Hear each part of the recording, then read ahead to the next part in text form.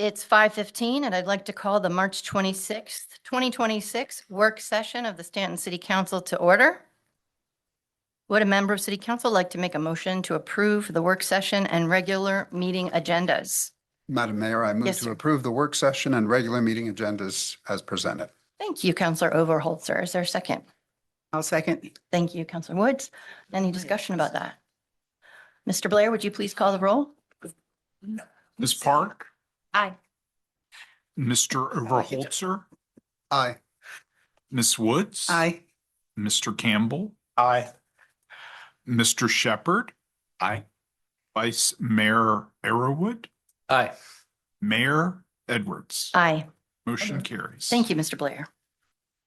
Takes us to item 2. I'm excited about this. We are going to get a demonstration of a capital projects interactive map. Ms. Beauregard, what's that about? Mr. Knight is going to tell us what that's about. Actually, this is something that Mr. Knight has been working on with a lot of city staff. It's been a while now. So we are ready to roll out Yeah. what this looks like. Keep in mind, it's still a work in progress, but it's very exciting. And we're excited about it. So we hope you all are too. Over to Mr. Knight. Great, thank you. Good evening. I want to start off just from the homepage because I think any opportunity to show people how useful our search tool is on the website is a good opportunity. So just what this is essentially a projects page and interactive project map. So if you go to the search bar, search projects, it is the very first thing that comes up. And then you click in here. And this is a page we've been kind of refining really over the last several months, just trying to make it a little bit more interesting, get people to click on some of our projects. But this down here is the new tool. I'll be honest, I'm still trying to work on embedding this into the actual website. Unfortunately, it does not like the size of it. It is really nice though, however, once you click it and go out to the ArcGIS page. I cannot give enough thanks to Jessica Wright in IT for helping to build this out. It has been a lot of work on her part, a lot of work on many staff members bringing it all together. There is a disclaimer right when it comes off, because I want people to understand that these polygons have been drawn on by me and Jessica. They are not perfectly where water lines will go or sewer lines will go. And some projects may move. The scope of the project may change. So just giving a little bit of a caveat that these are all related back to the CIP. And in 5 years, priorities shift, timelines change, lots of things can change. So just want people to understand that when they look at it as well. So once you get in here, there is a lot going on. I still have a few projects to add. One of the things I'd like to add are some completed projects. But to give you an idea of how this works, this list here is all 50 that we have in there right now. Everything from Uniontown to the master plan for Parks and Rec. There are several pages in the CIP that don't end up on this map because they're not really based to any sort of geographical location. But what you can do is come over here and click through the different project kind of categories. Let's say sanitary sewer, it'll immediately trim down your list in here to the 9 different projects. And then if you click on one, we'll say the Old Staunton Steam Laundry, it'll dive you right in, zoom you into it and show you roughly where the project is. And then over here, we have all the different criteria associated with it. So you see a quick description. This is designed relocating approximately 400 linear feet of 8-inch public sewer main that is currently located under a private building. It's in the planning phase, and right now we're looking at a cost to do that study or to do the plan for it of about $50,000. And the estimated end date, again, comes right from the CIP page, June 30th, 2027. Have a contact in there for Public Works, and then all of these different map items link back to the actual project page from the CIP. So my intention is to kind of run through all 50 projects or however many we end up to on a monthly basis, see if they've changed from planning to design or anything like that, if we have new numbers from new estimates, and move forward in that way. See if sorry, I'm in full screen, so I gotta go back to my map. So every page is back to the actual CIP page. You can sort through them that way using the different categories. You can sort through based on department. Let's say the Edgewood sidewalk, it'll zoom you over to it and again, show you where we're talking about, show you that cost estimate. Right now, most of these just have the estimated cost and the estimated end date because many of them are farther into the future. As we get actual costs, start date and end date, we'll continue to fill that in. So beyond department, you can come down here and look at any that are in the different phases. For example, design. North Madison's currently with the engineers, park infrastructure improvements, and then also to replace the CAD system for the police department. And finally, this one here is a little bit of a, I don't want to say a guess, but an estimate as to when the construction year would really be. So just kind of click, well, guess not in 2028, should have tested that. 2026 North Madison Street improvements. Those are expected to happen this year or by the end of this year. Right now, we've got estimated end date of November 30th, 2026. But this is the type of thing, again, that these are all subject to change depending on how engineering goes and everything comes together, and we'll continue to update again, ideally on a monthly basis. I think the best part about it is really just that it opens things up. When you're in here, it'll get stuck on sometimes.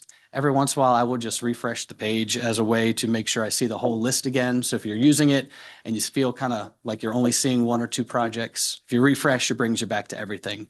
But it's a nice way to just zoom in, zoom to your neighborhood. For example, here we can come over toward Uniontown, and I was able to get drawings from the preliminary engineering report to see where the water lines would be expected to go, the sewer lines in orange. And again, as you click on different things on the map, you see everything pop up right there as well. But just a great way to zoom around town, look at different projects, look at the timeline on them, and see when we're expecting things to get started.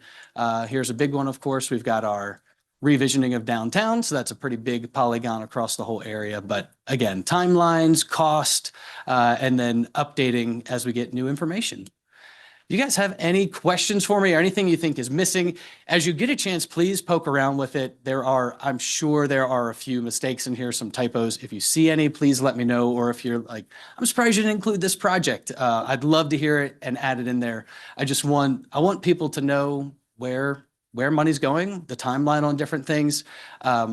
I know that one of the things we've seen recently is a petition about Montgomery Hall. And in this project, you can actually see that it is currently something that is, I might get over to the correct part.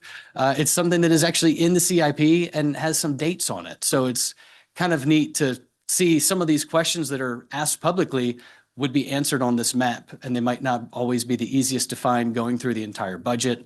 But ideally here, people will be able to see pretty quickly some answers to some of their questions about different projects. What I like most about this is that it has actually where the resource funding is coming from. And I think that's one of the huge things. See where the funds is coming from. Well, yeah, and along with that, I was wondering, because it lists the funding sources, but how far in the weeds are you going to get into that? I mean, like the Edgewood project, for example, that you pulled Right. up, we wouldn't be doing that if it wasn't heavily Right. supported by VDOT. Try to get over here. So most of them are the enterprise fund that they're associated with. That one in particular, we did get a little bit more specific because it is VDOT Smart Scale, revenue sharing, local CIP reserve. So basically whatever was on the CIP project sheet is what we ultimately included in here. And that's the sort of thing that can certainly get refined too as we get into actually paying for some of these projects farther down the road. For this one example, the estimated end date, July 31st, 2027. I think the North Augusta Street sidewalk is into the 2030s. Yeah. So things likely to change, of course, as we move forward toward those projects. Are you going to get into percentages or anything on that? Because like the Edgewood one, Need a pie chart. yeah, I mean, because that people say you're spending $4 million, almost $5 million on a sidewalk. Like, no, To see we are where not. Actually, So I don't know if that would be too nitty gritty, for you on that, but it would be nice. Because if you just look at this as a whole, you'd say, how do you guys possibly have that much money? And the answer is Spend we on it. don't. Right. For all of them, really. And I guess it would be relatively easy to do and maybe find a place to add it to that page because it is for the most part in these documents as well. And you can see even a little bit there of it is. Okay. number discrepancy here from the CIP project page to what it is estimated at now. But it does break it down on the different pots of money. So no, I think that's a great idea especially for some of these bigger projects, more expensive projects, to be able to say, hey, this was all grant funding or this piece was from VDOT. I'd I think that'd be great. Yeah, there are plenty of things that we end up doing just because we have an opportunity of funding for it. And, you know, if you don't know that, you say, why did you guys spend this much money on that? So it would be Can I- great to see that. Can I give you a use case of maybe a commonly asked question? You show me if it's useful for this Sure. purpose. So say I live on College Circle. When is my road going to be repaved? I was gonna say the same thing. I'm just gonna Yeah. up the bar and say, can you add the paving schedule to this? So let's see how well that search utility works. We could probably add them on here for right now. We've done that as a separate page and a separate map. Now, granted, I do not have this year's paving schedule on here, so all of this is going to be from last year and showed as in green and completed. But we did this one kind of separately, and it was really kind of a good way to dive into this bigger project as well. I don't think it would be too challenging to add these on, so they're both live on the other map. That one is just a little bit more CIP based, where this one is that annual. But no, Does this tie into the capital tracking page that you just showed us, or is this a separate? this is a separate one. Okay. Yeah. But actually that might be great to put that on the project page and just say, if you're looking for street paving, please go here. But again, these are updated annually. I think Public Works does have an idea of where they want to go over the next several years, but I kind of get this list each spring as to where they're really going to be. So it's just easier to navigate. So I didn't see when you first pulled it up. So where are you going to pull up actually the mapping?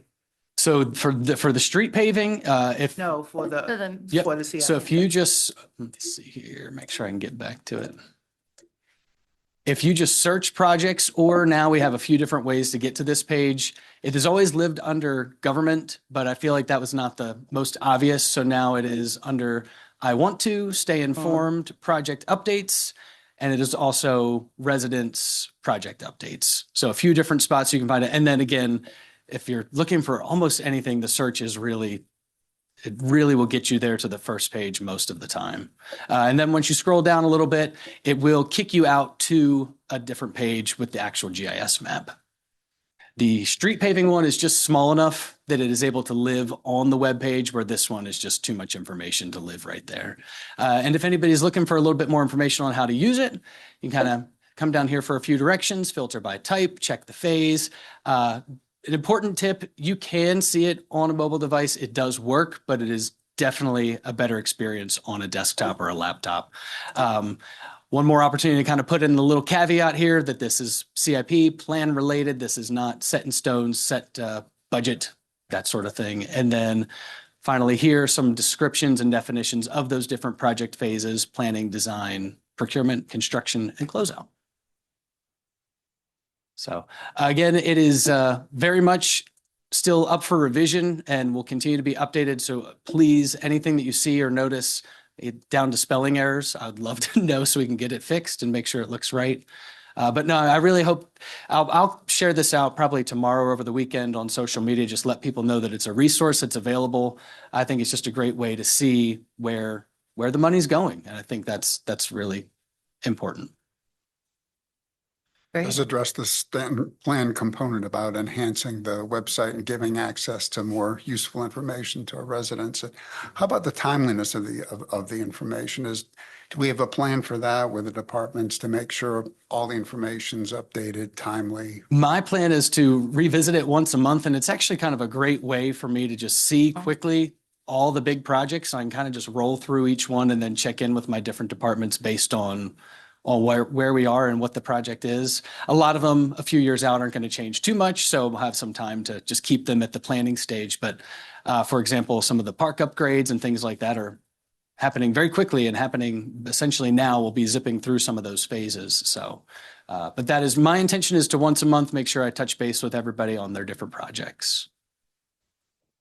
And on the same lines, are the cells in this application, I mean, can you tie it to an Excel file? Like Just so you don't have to go through individually and update each thing, is there something that can be automated? So there's a master Excel file that automatically updates this as you adjust the file? There probably is. I'll talk to Jessica. It's kind of the maintenance side of it. I assume, I feel like Dave's probably nodding his head back there that he does it that way. But no, that's a great, it'd make it much easier to manage it. But no, Jessica is a rock star, and I came to her with an idea and she made something really pretty out of it. So Yeah. Well, I think it looks great. It's a great start. And this is a great resource when people say, you know, well, what are we doing infrastructure wise in the city? We can quickly point to this and they can Direct see to how it, yeah. active we are. one of my favorite one, maybe because it was a labor of love, but was the not the dredging. You didn't like the dredging? Darn ducks. Where did it go? Somewhere in here, we've got our Tunnel vision. each individual spring box that is going to be updated as part of the spring box rehab. So lots of different, well, that's not it. There we go. So just down to that level of detail. So it's just a neat way to kind of zip around the Yeah. city and see what's going on. Huge improvement. That's terrific. Thank you all. Much appreciated. Thank you.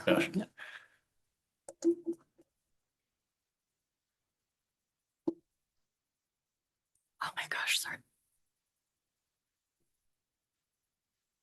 Thank you, Mr. Knight. Coming up next, we have a discussion and input on the conceptual site plan for the remainder of the Juvenile and Domestic Relations District Court site. Ms. Beauregard. So we're back. Mhm. We first introduced this to you all 2 weeks ago.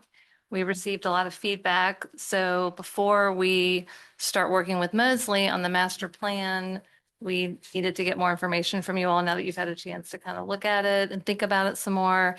We put some of the feedback you all gave us in the agenda memo. We have a slideshow to share with you. There's some decision points that we'd like you all to try to make tonight, or at least start putting us in some direction. And so yeah, we have plenty of time to talk about this. So I don't want you to feel like you need to rush through this item. I mean, we have a lot of time. So let's kind of talk through this, Doing well. and I'll go ahead and let Mr. Rhodes kick us off. Thank you. It's a pleasure to be here with you, Madam Mayor, City Council. Good evening, Mr. Rhodes. Welcome. I believe we're seeking direction, consensus from City Council, and I believe these first two questions on this first slide, we may spend a fair amount of time getting feedback from council on, but it's really going to shape how we move forward on this site. And the first question is, does this, concept represent the highest and best use of the property, especially given that in its relationship to the courthouse? And two, the areas where buildings were previously demolished, is that an opportunity to place new structures there that support city operations, the courthouse in the future, other community uses? So we're looking for some feedback from you on that. And this was the concept plan, and Mr. Knight highlighted where those buildings were. And we still have the slabs there now. So that's the area. So it would have significant impacts on the conceptual plan if you were to develop that area. The trails, the park area would go away. We would have to relocate the stormwater retention facility, which may actually go in that green area that you liked near Beverly Street, that was flexible. That's probably the most logical place to put the stormwater detention facility if you move it from this location. So right now we're looking for some direction to see if you want us to, leave those slabs there and for future building sites. I would note for stormwater considerations, if you're looking to put buildings there in the future, you really need to leave the ugly slabs there now. Because then you'll be working under redevelopment provisions as opposed to new development. Did I understand you, Mr. Rhodes? Maybe I was wrong, that you said if the stormwater retention was going to be moved, it would be moved to the green area that's currently there? That's a logical place for it to be Yeah. moved. It doesn't have to be moved there. Mhm. I know council did see some interest in doing permeable pavers, so that could certainly be part Mhm. of the stormwater plan. Mhm. What I'd like to see out of this master plan, what we really need is a comprehensive stormwater plan Mhm. moving forward. And we have the funding under ARPA. I'd rather the federal government be paying for it than the city be paying for it. What's the total square footage of the area that's covered in the concrete pads now? You got four distinct. Yes, it is 47,652 square feet. So I don't know what the last, I guess this is for Ms. Beauregard, the last space needs study, or if there's a recent space needs study that showed what offices would need to move from the city, if there were, those spaces could be used better for The current only departments. needs space studies we've done recently is for police and fire. Mhm. And I think at one time we did put police on top of this, and there just wasn't enough room for the police department and all the needs that they would have on with the courthouse and the other buildings that would go there eventually. So we don't have any other space needs assessments that we've done necessarily. At one time, when we talked about keeping those buildings, we had talked about putting like voting registrar out there and putting some other offices out there. Mhm. Obviously, there was a point where we decided it wasn't worth keeping those buildings. I'm really glad we took those buildings down. I couldn't imagine having those buildings there with the new courthouse. So, but as far as other assessments, we haven't done any. Without that kind of info, any discussion tonight is really just entirely theoretical. I mean, we're talking about how many buildings Right. maybe we want to build, not knowing our specific needs for it. I know we all saw an email talking about potential uses and potential supporting groups that could be in the area. But I mean, it's hopefully any other court facilities are very far down the road, in this area. But yeah, I mean, I would assume the pond could go anywhere in that lower area and not have to take over that green spot. As long as we have enough parking that can move around it. But Do we need a pond? Can we just do underground detention so we don't take up real estate? Underground detention is certainly acceptable for stormwater quantity. It's not generally used for stormwater quality, and that's what we need to address primarily at this site, since so much of it's already impervious. And I wouldn't think the city would be interested in buying off-site credits as opposed to treating it on-site. Well, as Vice Mayor Arrowood noted, we did get, I want to thank Mr. Baber, and he had discussions with Sheriff Hartless just on additional court supporting services that could be relocated out in the future. And I think that's a great idea. And I think we should at least preserve a portion of that where those building slabs are for if the need comes to do those type of services out here. I mean, even if you wanted to do the trail network, I think you could be designed in a way that you could at least preserve the front half of those concrete pads and just keep it flexible for the unknown in the future. That's what I'm thinking too, maybe just roughing it out. That's an enormous, 47,000 square feet. You take half of that and reserve the front portion that faces frontmost part closest to Beverly Street for potentially court-related services, Blue Ridge Court services and the like that's been identified by our Commonwealth's attorney, along possibly with maybe a flex community space that could be used for meeting space for various community groups. And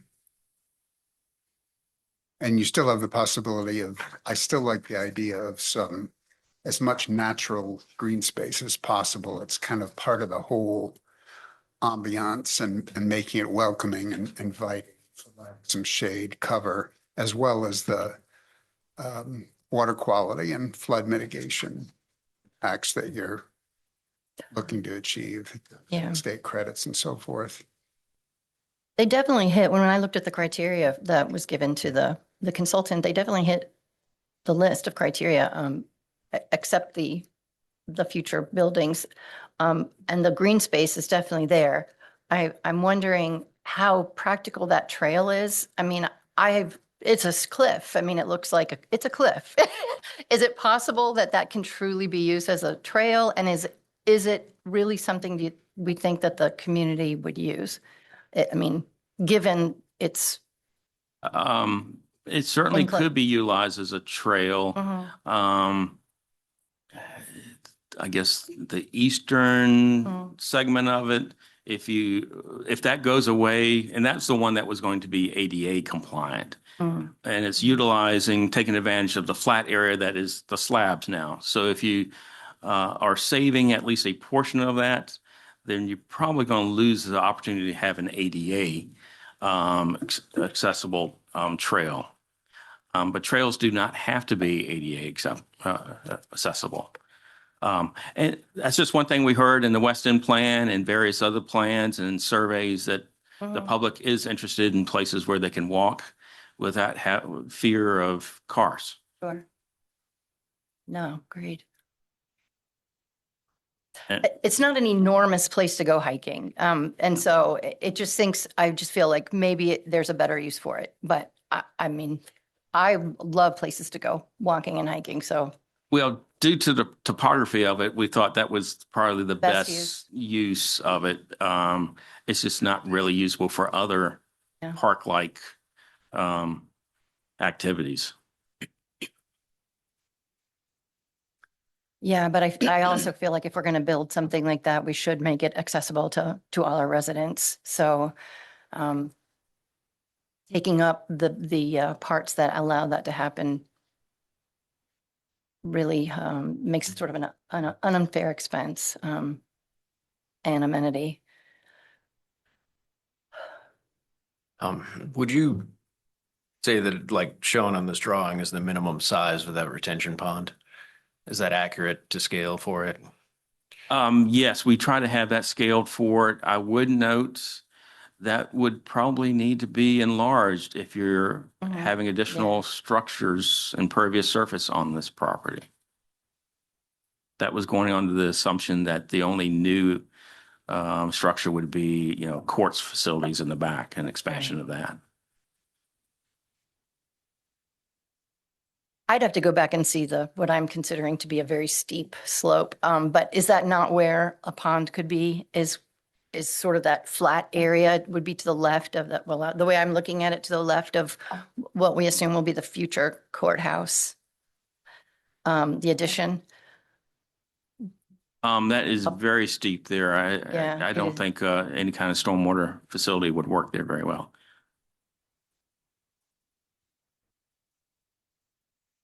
Are you saying that the pond feature would not displace the public park-like feature that we have envisaged for sort of the farmer's market and for festivals and other uses there at the Beverly Street side of the property? How would it affect that?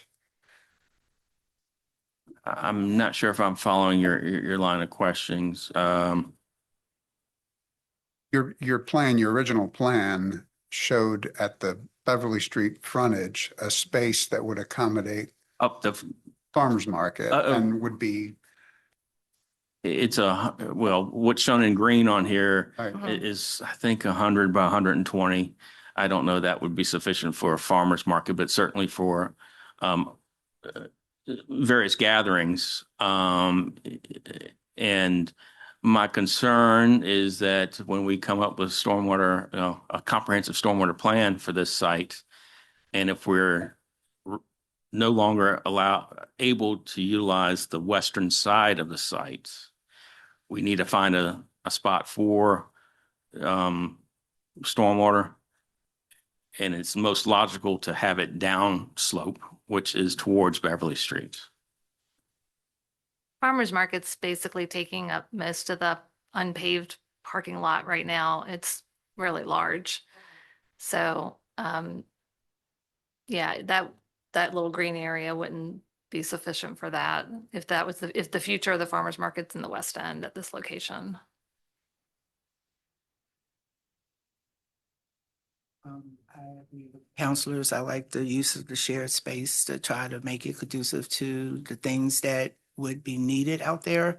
And see how we can share it. I mean, cut the footage down and utilize the frontage and how we can construct the back of it to be conducive for the needs of the citizens in the West End.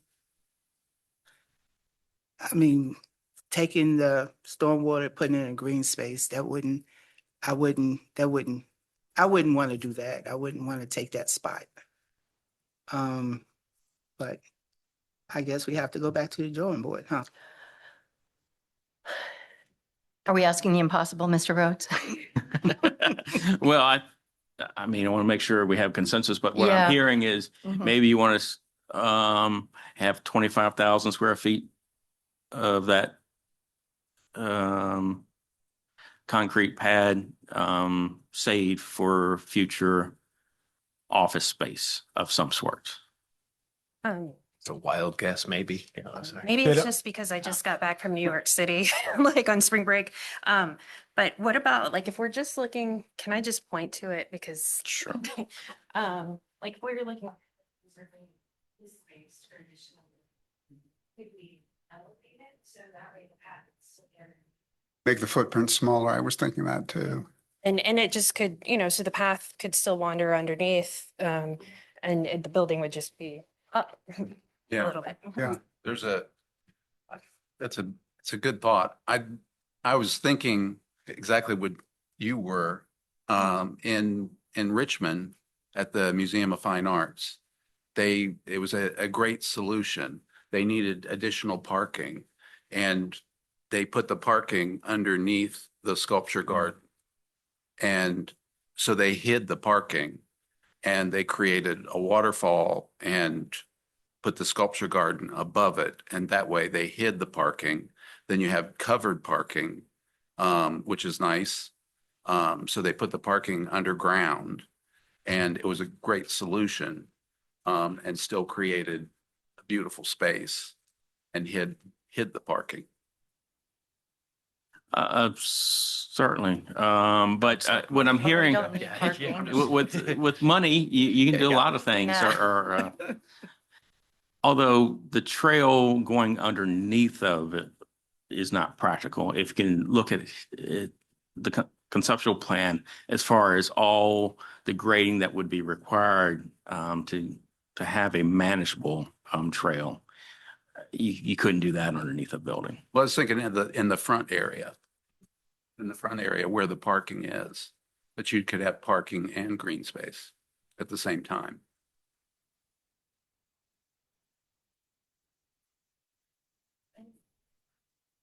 Mr. Rhodes, do we have any specifics on what exactly is the task that we still have with Mosley for the master plan? Is it like we give them everything and it's a one and done, here's the master plan? Because typically in a master plan process, come up with alternatives and present it, and then you select what you like and you come up to a final one. I'm assuming what we have is not as robust as that.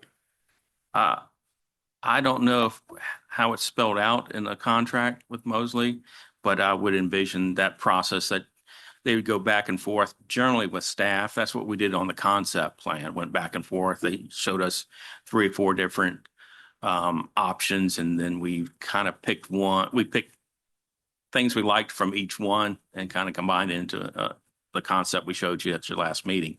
So I'm sure there would be some back and forth on a master plan. I'm just curious if we can have that move the process along a little more. Taking what we've done here and then here's what a stormwater management concept could look like based on just doing adding the future circuit courthouse out here. Here's what it could look like if we added a few more improvable city facilities, and then try to come up with a balancing act that makes sense for services provided versus what we can actually do and cost. Can the pond be reshaped if it needs to be that size? Can it be two smaller ponds in two separate areas, things like that? I mean, if we need to move around the existing, well, previous footprint of those buildings, is there a way to wedge it all in? I mean, when you go out there, it feels like this vast area that should have room for everything, but when you start getting into actual size of things, it's disappointing. But And then I- you also have to think about required parking. I mean, I Yeah. have that in my notes further in the presentation, but depending on what you put there, for governmental buildings, the zoning ordinance requires 1 parking space per 300 square feet of usable area, plus 1 per 3 employees, plus every city vehicle that is parked there has to have a reserved spot. standoff of And how many, 100 What- feet? Mr. Rhodes, what was the final number of spots that would be painted there? Do you know? The conceptual plan shows 160. We So have then you're, We have approximately 100 now, spaces for the public. Of course, there's additional parking spaces for the court personnel behind the J&DR. so what you're saying is when you start adding office buildings and employees and the like, you're going You're to adding- require quite a bit of More parking. additional parking. Again, that can be adjusted. I mean, we have a Mhm. great proxy now. We have a government building there with Yeah. unlimited parking that we can monitor and see what the actual usage is. We're also bound by the deed of the restaurant to provide 100 spaces. upfront. Yeah. Okay. Okay, so maybe it would be helpful to say what we all really like about it. I really, really like the fact that the green space is in the front, because I think part of the West End small area plan was about beautifying Yeah. the West End and particularly the West Beverly entrance corridor. And so having that as a beautified area where folks can come and sit if there are benches, I think it's important to keep that feature. So like in front of Beverly, Right, where in Beverly, front, like kind of that yeah. area right there. Yeah, Or at least, The- you can see it from the road. yeah. So when you're walking up the road, when you're coming down Grubert, when you're driving into town from the bypass, you look over and you see a beautiful green space. You see folks can be hanging out there. And then beyond, you see the courthouse and beyond that, I don't know. The handsome Um, courthouse. But does everyone agree with the idea of having the green space in the front as a green feature, not only for gathering, but also as beautification and, Yeah, I think so. I personally would like a little more Parking. formalized space to provide more options for uses out there. But I mean, a green space is obviously fine as an initial step. Yeah. Mr. Campbell, what do you mean? You would like to see more spaces for, Something more formalized out there, something that is just more than a grass field that Oh, you can actually okay. use for various events or community gatherings or. Maybe includes a platform or a stage or electrical hookups or can you give some examples of what you mean by what would some of those features be in the formalized space? I'll share my AI rendering I sent to Rodney today. it's quite lovely. And I think I've shared this before in a council meeting, but I've always envisioned Generations Park in Bridgewater. It's an unbelievable, Beautiful, yeah. flexible space. Mhm. That's an ice skating rink in the winter. They use it for markets in Very the lovely. summer. Mhm. They even have space, closed-in space that the town leases out as retail space. I'm not saying we need that, but it could be a space for where SWEBA could meet. I just think there's sky's the limit out here, and I just don't want to box itself in a corner that we don't take full advantage of the site. Yeah, that's true. I mean, I don't know. I mean, I guess an issue with just a undesignated green space is that, it's like the green spaces in front of corporate centers. They're there, and theoretically, I guess I could use them, but Yeah, maybe families aren't going to be going to hang out at the courthouse unless there's a specific draw. how much direction would the consultant need for a green space? What would be there?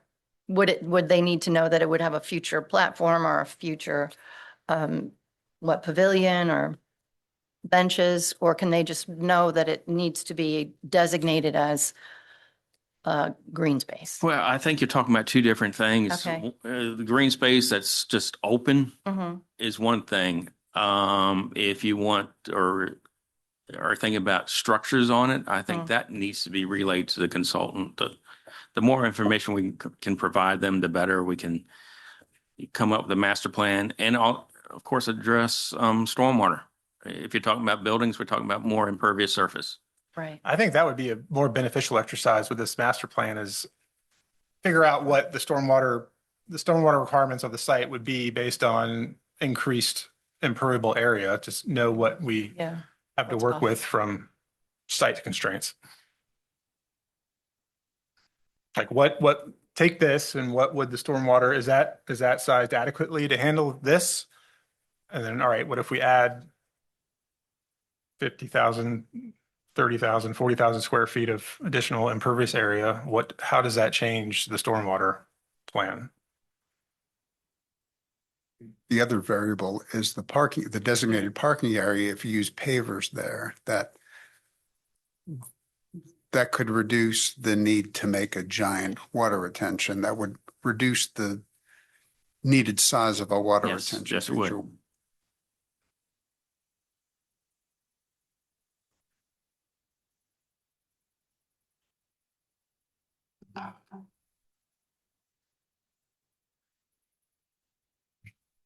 Permeable surface. I mean, it would be interesting to know what we could do. I mean, could we mostly get rid of the need for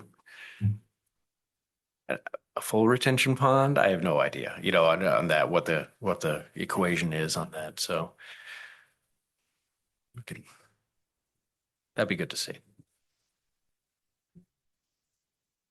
So right now, I hear we all over the place. Yeah, no, really, because it's like an impossible, like, we don't know what we can do, but we are supposed to, Right. I think a lot of us have said that we'd like to see some shared space, outdoor shared space, indoor shared space, space for ancillary services for the court system, pavers rather than, permeable parking lot, and possibly 2 retention ponds instead of 1 if it allows more flexible open space. Mr. Campbell's hope for Millennium Park and Generations Park. Well, we had. It is lovely. Yeah, we had early on talked about Mhm. the idea of hoping to have, public use, Mhm. Yes. amenities here. And we had that a lot of weren't- input about that Yeah, from the that weren't community. Yeah. repeated in the other parks, on that. I mean, like a Yeah. splash pad or. Yeah, think about a splash pad in the summer and an ice skating rink in the winter. What Yeah. type of, I mean, it would be, Yeah, it'd be hugely Yeah. popular out here. yes. The sky's the limit, but the budget is not Oh, the yeah, limit. there's- So, We can worry about money later. But if we, Oh my I'm gonna write God. that down. but if we leave enough Like my space to kids. make it, Poor Jesse's having a panic attack. I think the important part of what Adam is saying is to leave enough space to make it possible. I think that's what's important. Yeah. But the open green space may be a temporary. because in reality, these things are not going to come to fruition for a long time. Definitely not Yeah. the buildings you're talking Right, about, exactly. for sure. I Mhm. mean, we don't have in the budget Mm-hmm. a priority to build a new rec center or a splash pad. And so things are going to have Or to get any moved building. around for that to happen. And, there's a lot of priorities, as you know. And you'll hear about those tonight Yeah. Yeah. during the budget presentation. We just don't want to do But- anything that stops us from being able to do that.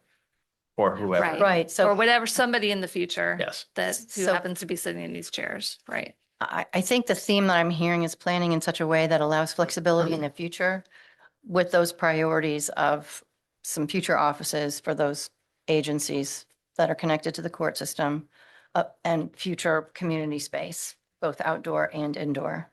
Okay. All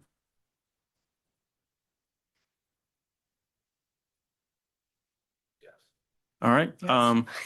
just want to go back to this, the third point here about Mhm. preservation of Beverly Street frontage. We're going to hit that real soon. That was a common theme we heard at the last meeting, that we want to maximize and preserve that area. I think we can do that more so than the concept plan showed. Okay. Moving on, same line of thought is the secondary exit to Beverly Street. Originally, that was going to be an access for court personnel.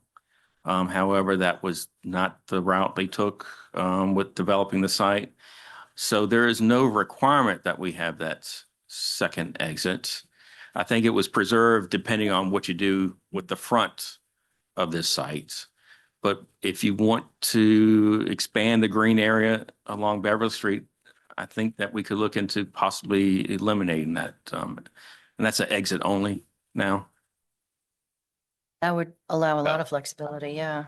As long as, of course, it's not a safety issue with access for in and out from. It is. Yeah. And not a code requirement that you have a second access. I could not find anyone that said it was a coded requirement. So, Thank you, Mr. Horns. so moving on, there was some interest in having, I think, pedestrian access from Beverly Court and adjacent neighborhoods on the east side. You know, we showed an access on the west side through that trail, but there was some interest there. I assume that is still the case. Is that the consensus that you would like for us to look for easements or for opportunities to have pedestrian access? Definitely.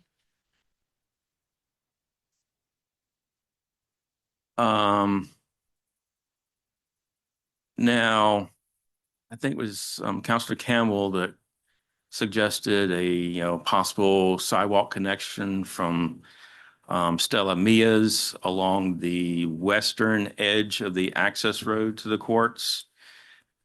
And I understand that it does make sense that it would reduce the points of conflict between vehicles and pedestrians. And the city certainly, we even consider that in January of 2025. But in order to do, to meet ADA requirements, we'd have to have that switchback on Stella Mia's property.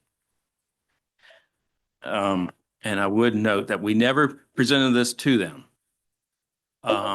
They did not support just having a marked pedestrian path through their parking lot. So this was not constructed. So, and I think I also noted in the briefing that there is now a Columbia Gas easement along this stretch all the way back to the JNDR. It currently is paved. It's our access road. You certainly could put a sidewalk on top of it, but there's always the possibility that they would tear it up at some point. But primarily because we did not have, ownership of this area out on Beverly Street. It's in private hands that did not show an interest, at least at that time, of, providing an easement just through their parking spaces. We did not pursue this. Is that because they would lose their parking spaces or it would be a liability? Do you know? No. Okay. No, they would not have lost any spaces.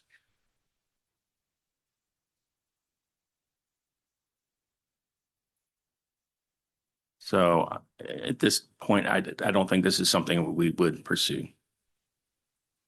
I think, Mr. Rhodes, I think you clarified when we discussed this last that as shown on the east side of the entrance, my main concern was just the number of conflict points with the, if there's a way we could look at whenever we redesign that parking lot to try to consolidate some of those so we don't need every single drive aisle. I mean, my concern is. Yeah. To limit the access. Yeah, it's points of conflict. Do we take noted? I didn't quite understand this comment that came out of the last meeting as far as the possibility of developing the front section of the paper alley. Was this referring to the alley that runs along the eastern edge of the JNDR site?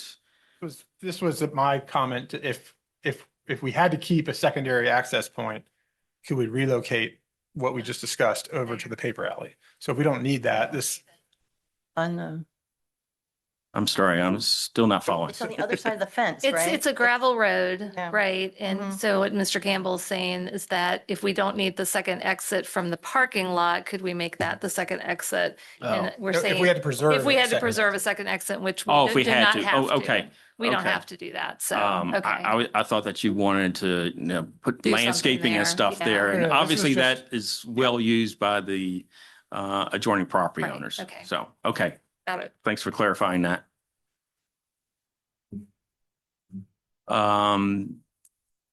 I believe it was Counselor Shepherd that talked about, the pedestrian safety and connectivity at Grubert and Beverly Street. It's not good.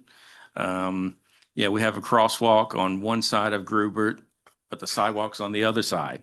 It's a known issue for the city, and it will be addressed at some point. I don't think it needs to be done in conjunction with the development of the courthouse site, though. Right. It Tough intersection. was brought to my attention when we were doing the West Beverly Street project, and we wish we could have addressed it then, but we couldn't because of the funding sources. Open space, environmental consideration. It seemed like it was a consensus that you liked the hillside area due to steep grades. You thought probably the trails were the, passive recreation was the only use for that area. And maybe we can still try to incorporate some of that. Rhodes, do you know if you can access that from the neighborhoods above? Or is it only accessed? There's a From- little street that, Hmm. the backside, right? On Not the- on the hill, though. The neighborhood above, I just wonder if with that wouldn't be fenced off though, or would it be fenced off? The hiking trail? Or would anybody be able to come from the, They should be able to come from the joining. so it could be a pass through for some people in the Yes. neighborhood, yeah. I mean, so they could come from other parts of the neighborhood and walk down. Right. I'm sorry, I forget the name of that street that. Can't think of it ties- either. Birch Street? Birch Street, That's thank it, you. Birch, That would yeah. tie into the trail.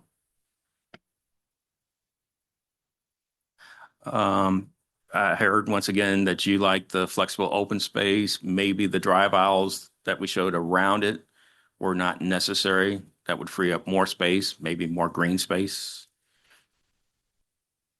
We've already mentioned about potentially using permeable parking surfaces. Certainly that would help with stormwater. It is costly, and that's why it's not many developers utilize it. We actually require it in our entrance corridors if someone wants to build more parking spaces than what our ordinance requires, then we require that they be permeable.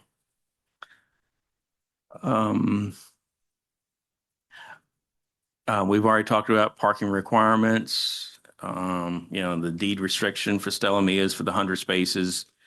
And the requirement, this is going to be dependent on what you put on the property as far as how many spaces will be required. Also wanted us to get with some of the courthouse stakeholders for potential conflicts, security access. I know the sheriff, I think, has some misgivings about that trail that would be going up very close to the courthouse. Yeah, right.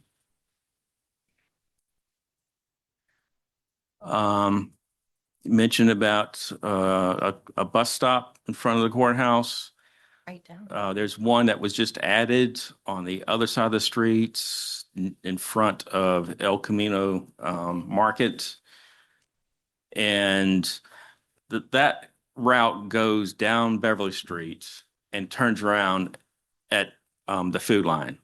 So placing a bus stop on the south side of Beverly Street on the courthouse property, as far as a timing, it doesn't have a great benefit. Right. I mean, certainly it'd be nice if you had a stop with provisions, a bench, a shelter, that type of thing. But it's not like they have to wait 30 minutes to an hour for the bus to come by. I mean, it's just going, it's got 2 more stops before it comes, back down West Beverly. But that's something we certainly can look at if there is a demand. And I believe that's it. Any additional comments, directions for staff? Just to clarify, what are the next anticipated steps and the overall timeline? We would engage with Mosley and start having some meetings with them to go over what direction we have received from council and, what are the issues that we want them to address in the master plan. And as I noted, we need to complete this project, spend the money, but before the end of the calendar year. You'd expect to deliver a more refined form of this plan by end of the year. Oh, much more so. Much earlier, yeah. before that. Much more detailed than Spend the this. money by then. So we see a second iteration at some point and then provide feedback for that? Or are you seeing just one more iteration and then it's off to the races?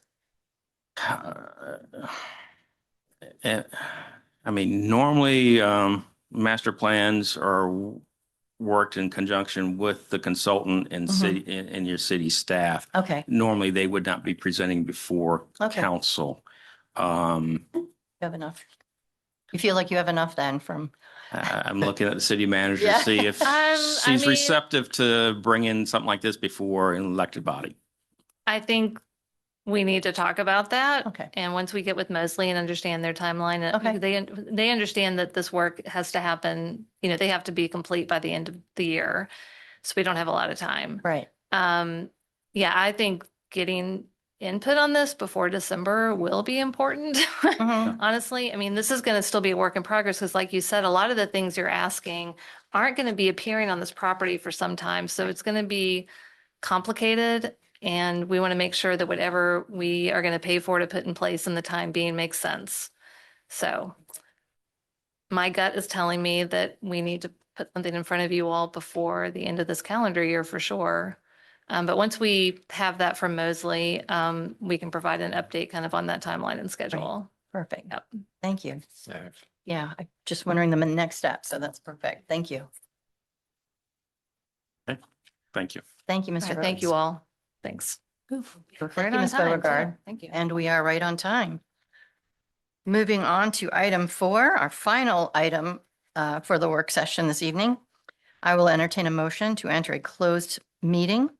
Madam Mayor, Yes, Counselor Campbell. I move to enter a closed meeting for the discussion of the performance of the Stanton City Manager pursuant to Virginia Code Section 2.2-3711A1 and the discussion of an award of a public contract involving the expenditure of public funds for fluoride infrastructure where discussion in an open session would adversely affect the bargaining position or negotiating strategy of the public body pursuant to Virginia Code 2.2-3711A29.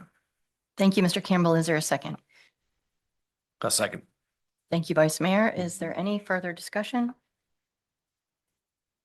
Mr. Blair, would you please call the roll? Ms. Park, Aye. Mr. Overholzer, Aye. Ms. Woods, Aye. Mr. Campbell, Aye. Mr. Shepherd, Aye. Vice Mayor Arrowood, Aye. Mayor Edwards. Aye. Motion carries. Thank you, Mr. Blair. Thank you all for being here. I hope to see you back here at 7 PM. Madam Mayor, Yes. I'll entertain a motion to reconvene in an open meeting. I move that council reconvene in an open meeting and certify to the best of each member's knowledge that only lawfully exempted public business matters were discussed and that only public business matters as identified in the closed meeting motion were heard, discussed, or considered in the meeting. Thank you, Mr. Campbell. Is there a second? I'll second. Thank you. Any further discussion? No. Mr. Blair, please call the roll. Ms. Park, Aye. Mr. Overholzer, Aye. Ms. Woods, Aye. Mr. Campbell, Aye. Mr. Shepherd, Aye. Vice Mayor Arrowood, Aye. Mayor Edwards. Aye. Motion carries. Thank you. Well, good evening, everybody. It is now 7 o'clock and I'd like to, oh, I'm sorry. The work session is adjourned. Thank you. All right. It's now 7 o'clock. I'd like to call the March 26, 2026 regular meeting of the Staunton City Council to order. Please stand as you are able and join me in the Pledge of Allegiance. I pledge allegiance to the flag of the United States of America and to the republic for which it stands, one nation, under God, indivisible, with liberty and justice for all.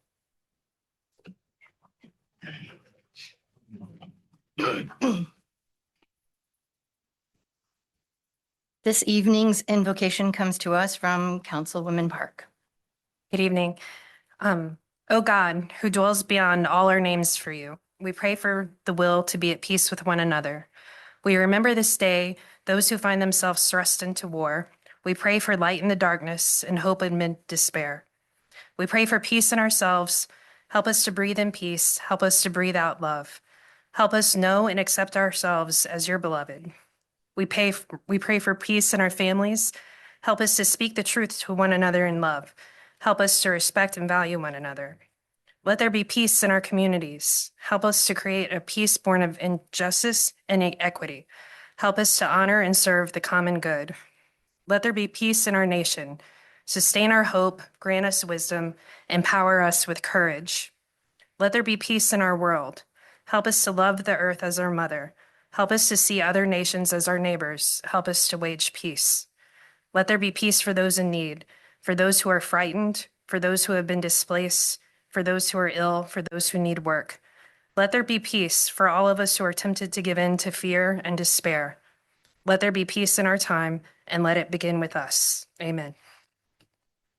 Thank you very much. I do have a couple of items for my mayor's report. I received an email from the communications director from Staunton City Schools, and it was concerning the opening of the new transportation hub, the old Evers property. The new facility is on 7.5 acres, and it measures 325,000 square feet, and it's providing space for buses, maintenance equipment, and staff, and represents a much-needed improvement and working conditions. The school board and the superintendent and the operations director, I know, have been working diligently for the past many years, and I congratulate the board, Dr. Irizarry, and Mr. McCray for making this transition a reality. I also want to say thank you to all the school bus drivers and maintenance staff for providing safe transportation to our students every day. And as we have one item on our agenda tonight, I thought I would say a few words about that. As we look ahead to the proposed fiscal year 2027 budget, I want to acknowledge that this conversation can feel difficult and unsettling for many people in our community. And I think for all of us on this dais as well. I understand that, and I'm very aware of what it means to consider financial decisions that affect costs for our residents in the city. But at the same time, the city has real responsibilities. There are infrastructure needs and operational costs. The Staunton government must continue to support the services that make Staunton function and thrive. Our employees, police and sheriff, fire, schools, parks, the library, public works, and critical efforts like flood mitigation, which require adequate revenue. As we all know, this revenue comes from all of us who live and do business here. At the same time that we discuss our city's budget, we're feeling the impact of everyday rising costs. Groceries, gas, rent, utilities, insurance, and medical care. Everything seems to be going up faster than wages. I see that and I carry it with me throughout this budget process. I truly want to thank the many residents who have reached out to share their experiences by phone and email. While these aren't usually the easiest conversations to have or the simple emails to respond to, they are definitely important. They enlarge my understanding of the life in Staunton. I only know what I know. And so no matter how difficult it is, I look forward to more conversations like that in the future. Thank you. Any other items from members of the council? Madam Mayor, I just Sure. wanted to acknowledge, and this may be an item that the city manager is planning to talk about later, but I wanted to call out and offer my congratulations for the support and the coordination that they provided with the farmers market, which is opening in a new location on Saturday, April 4th on West Beverly Street at the JDR Courthouse complex. This required a lot of work to get the site set up. A new bus stop was added to accommodate people who wanted to take public transport there. And I'm just excited about the continuation of this great Staunton tradition in a new location that promises to help breathe new life into that part of our city. So thank you. Thank you for doing that. Thank you, Councilor Oberholzer. Anyone else comments? All righty, we will move on to item A, the consent agenda. Per procedure memorandum number 14th, it's the policy of City Council to have routine, non-controversial items placed on a consent agenda. All items on the consent agenda will be voted on in one motion. If separate discussion of an item is requested by any member of council, it shall be removed and considered separately at the end of the regular meeting agenda. Do any council members wish to remove any items to be placed at the end of the regular meeting agenda for separate consideration? No? Okay. Hearing no such request, I will entertain a motion to approve the consent agenda. Madam Mayor, Yes. I move to approve the consent agenda as presented. Are you laughing because I was talking so fast? No. Oh, okay. Okay, I'll second. thank you. Any further discussion about the consent agenda? Mr. Blair, would you please call the roll? Ms. Woods, Aye. Mr. Shepherd, Aye. Mr. Campbell, Aye. Mr. Overholtzer, Aye. Ms. Park, Aye. Vice Mayor Arrowood, Aye. Mayor Edwards. Aye. Motion carries. Thank you, Mr. Blair. Item B, we have a presentation of the proposed fiscal year 2027 budget, and we have our city manager, Ms. Beauregard. Okay, Ms. Moyers and I are going to tag team this. We're Okay. going to sit down at the tables over there. All righty, thank you.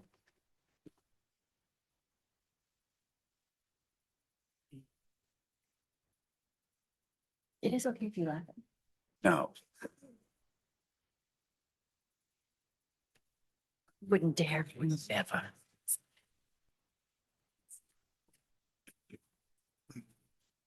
It made Alice laugh.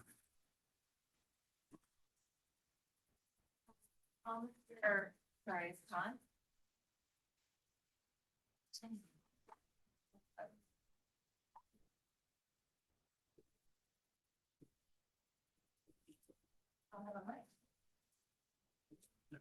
That plugged in. Oh, wow. Yeah, gentlemen. Your gentleman not wearing a dress, you might do that. Please. Mr. Babe will crawl under the table. Yeah. Thank you for jumping up, doing your chivalrous duty. It's over. I could have left it over. Yeah, why didn't you- It's very appropriate.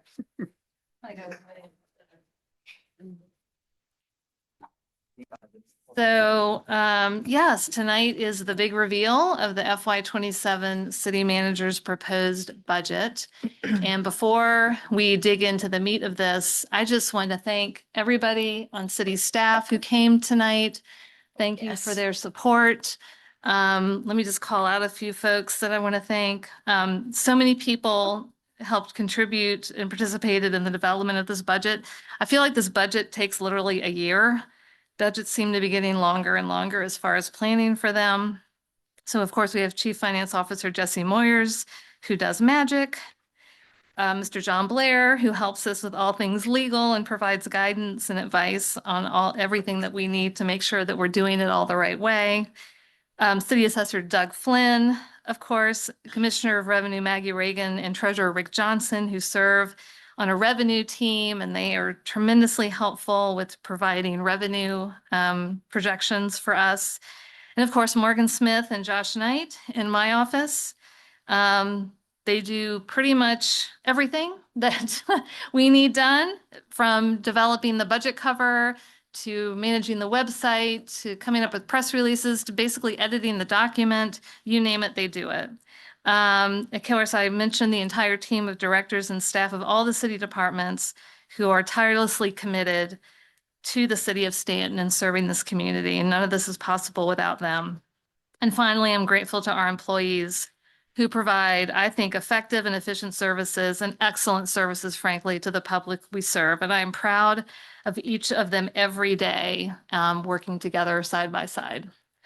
So I don't know if I have a mic, but I'm going to keep talking. So go ahead. Well Mr. said, Knight. Ms. Beauregard, well said. Thank you. Go to the next slide. Jesse. I'm trying. I didn't know who was controlling the thing. Okay. It's off, sorry. Okay. So before Ms. Moyers dives into the meat of this, this is the 30,000 look at the budget. The total overall budget, including all funds, is just over $168 million. That is a 3.95 million increase or a 2.4% increase over this current year. The general fund is 83.3 million. General fund, if you think of it, is kind of what is the day-to-day. So when you think of police, fire, parks and rec, city manager's office, administration, internal services, that's what you're paying for those. That is a 4.41% increase or $3.5 million. So some of the significant themes in this budget, fully supporting the schools, the local contribution to the schools is an increase of 7.7%. This continues to provide stability in city services and supports employees. And you'll hear details of all of this in this presentation. Oh, let me just say this. If you don't want to read the whole budget, just read the 19-page manager's message. That is really, you will get everything you need from that page, from that. It's really good reading, by the way. I'm sure. All right, I'm just saying it's good. This budget supports employees as well. It provides flexibility for the unexpected. Remember last year when I presented the budget, about a few weeks before we found out about the creek tunnels and the problem areas down there, this budget continues that. It continues the infrastructure reserve, and hopefully we won't have anything that unexpected happen anytime soon, but you never know. And so this budget continues to provide flexibility. There's significant increases in agencies and programs to support health and families, which is very important right now. It also increases support for tax relief programs. It doesn't change the parameters, but we have many more people that are eligible and are receiving these benefits. So that's a good thing in our community. This budget also is focusing on environmental sustainability. This is speaking directly to your Staunton plan. And so we have several things in here we'll talk about that, you know, you're looking to make it a greener place, and we're looking to, you know, educate folks on how to throw away less and how to recycle more. So there's some things in here you'll hear about that relate to that.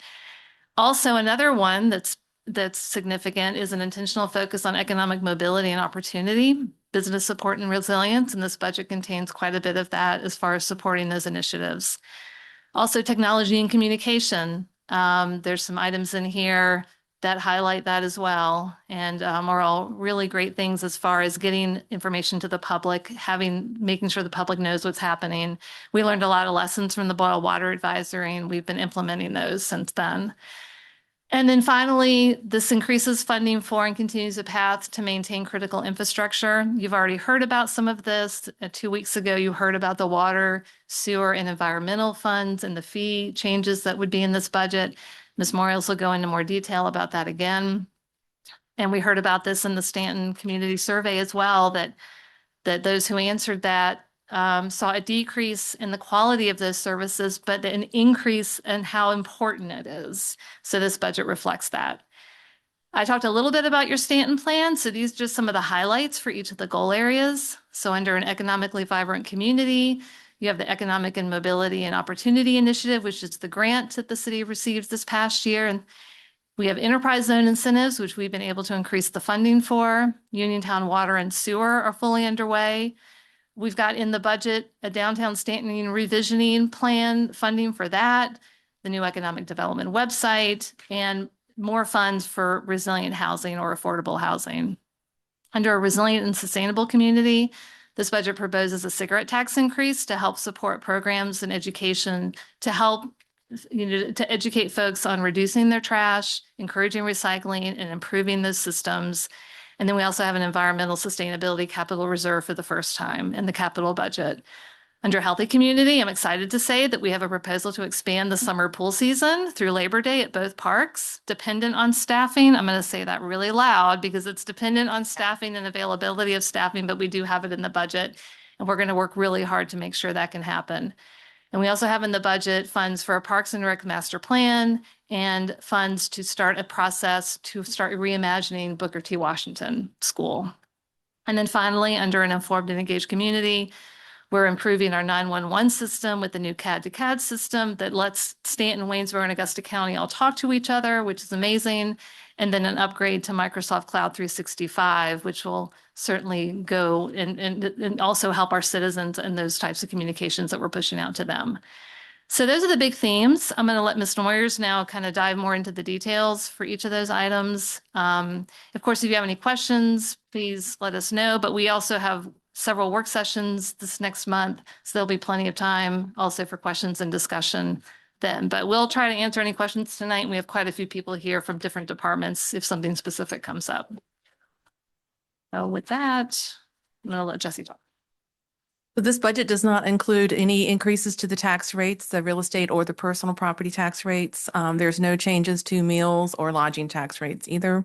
The only proposed rate increase, as Ms. Beauregard mentioned, is the cigarette tax rate from 30 cents to 40 cents per pack, which generates approximately $90,000 in new revenue.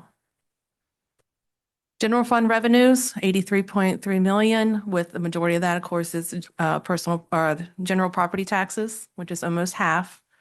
Other local taxes at 21.4 million. Commonwealth of Virginia, 16 million.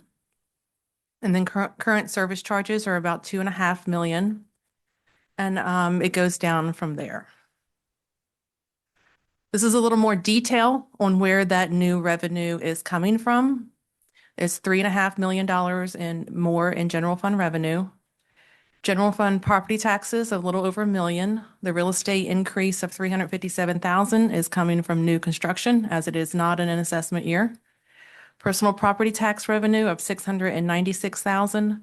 That personal property tax line has been running very favorable and contributing to our carryover.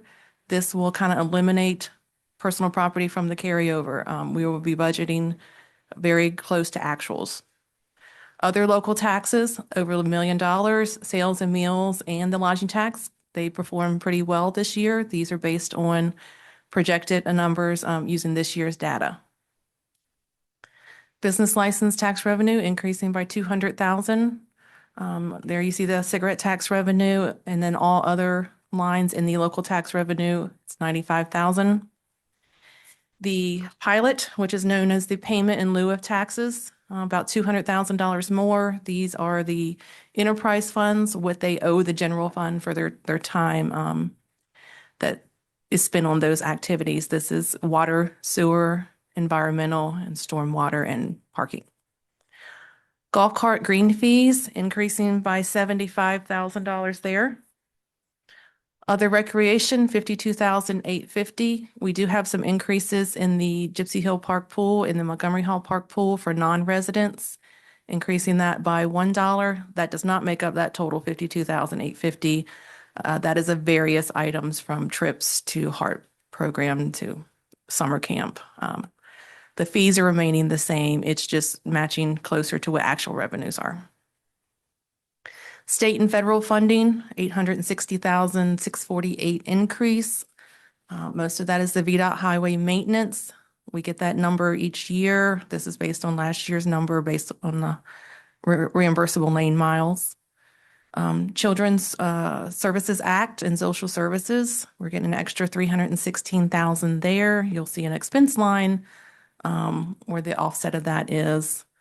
Comp board, we do not have that final budget from the state. This is based on estimates using the raise that they have in their proposed budget. $44,000 increase in the 599 funds for the police department of $43,758. All other $20,621. And then we have all other revenue lines outside of those categories I just mentioned of $185,000. Most of that is the grant money for the economic mobility and opportunity person. General fund expenditures, same amount, 83,300,000. The biggest expense the city has is the transfer to education of a little over 20 million. It's 24.4% of the general fund budget. I'm sorry, Jesse, Ms. Moyers, is Mhm. this is an increase also, or this is the total? That's the total. Okay, sorry. Yep. Shouldn't be taking notes, but go ahead. All right. We'll get to the increases Yeah, in yeah. a future slide. Thank you. I'm sorry. Public safety is 21% of the budget. That's fire, animal shelter, police department, jail, detention center. Health and welfare increase, it's almost 11% of the budget, a little over 9 million. Public works, about the same, about 9 million. General government administration, 8.5. Transfer to the debt service sinking fund is 5,676,000. That's been the same transfer for a few years now. It does not cover the entire debt service payment. We're about $900,000 short from covering the entire debt service payment. Parks and library, about 4.7 million. Judicial, 4 million. Community development at 3.2. Transfer to the city CIP at 1.5. That is the same as it was prior year. And that non-departmental number of the negative 285, the majority of that is the $300,000 attrition savings that we have built into our budget. So where is the new revenue going? These, when you look at these numbers, these are the increases. So Staunton City Schools, almost $1.5 million, 7.73% increase based on the school funding formula, taking their total up to about $20.4 million. So last year, council passed phase 1 of the police department comp plan, and this is the phase 2 in the final phase of that comp plan at almost $242,000. Salaries and benefits, almost $628,000. Majority of that is the 3% cost of living increase effective July 1st. Increase in health insurance of $117,000. The economic mobility and opportunity grant funded position, $121,546. Additional wages to extend the pool season at $12,292. All other salaries and benefits at $18,728. And then we do have 2 savings offsetting those expenditures. The clerk of the council position was eliminated, and those duties were split up among several staff. The net savings of that position is $52,326.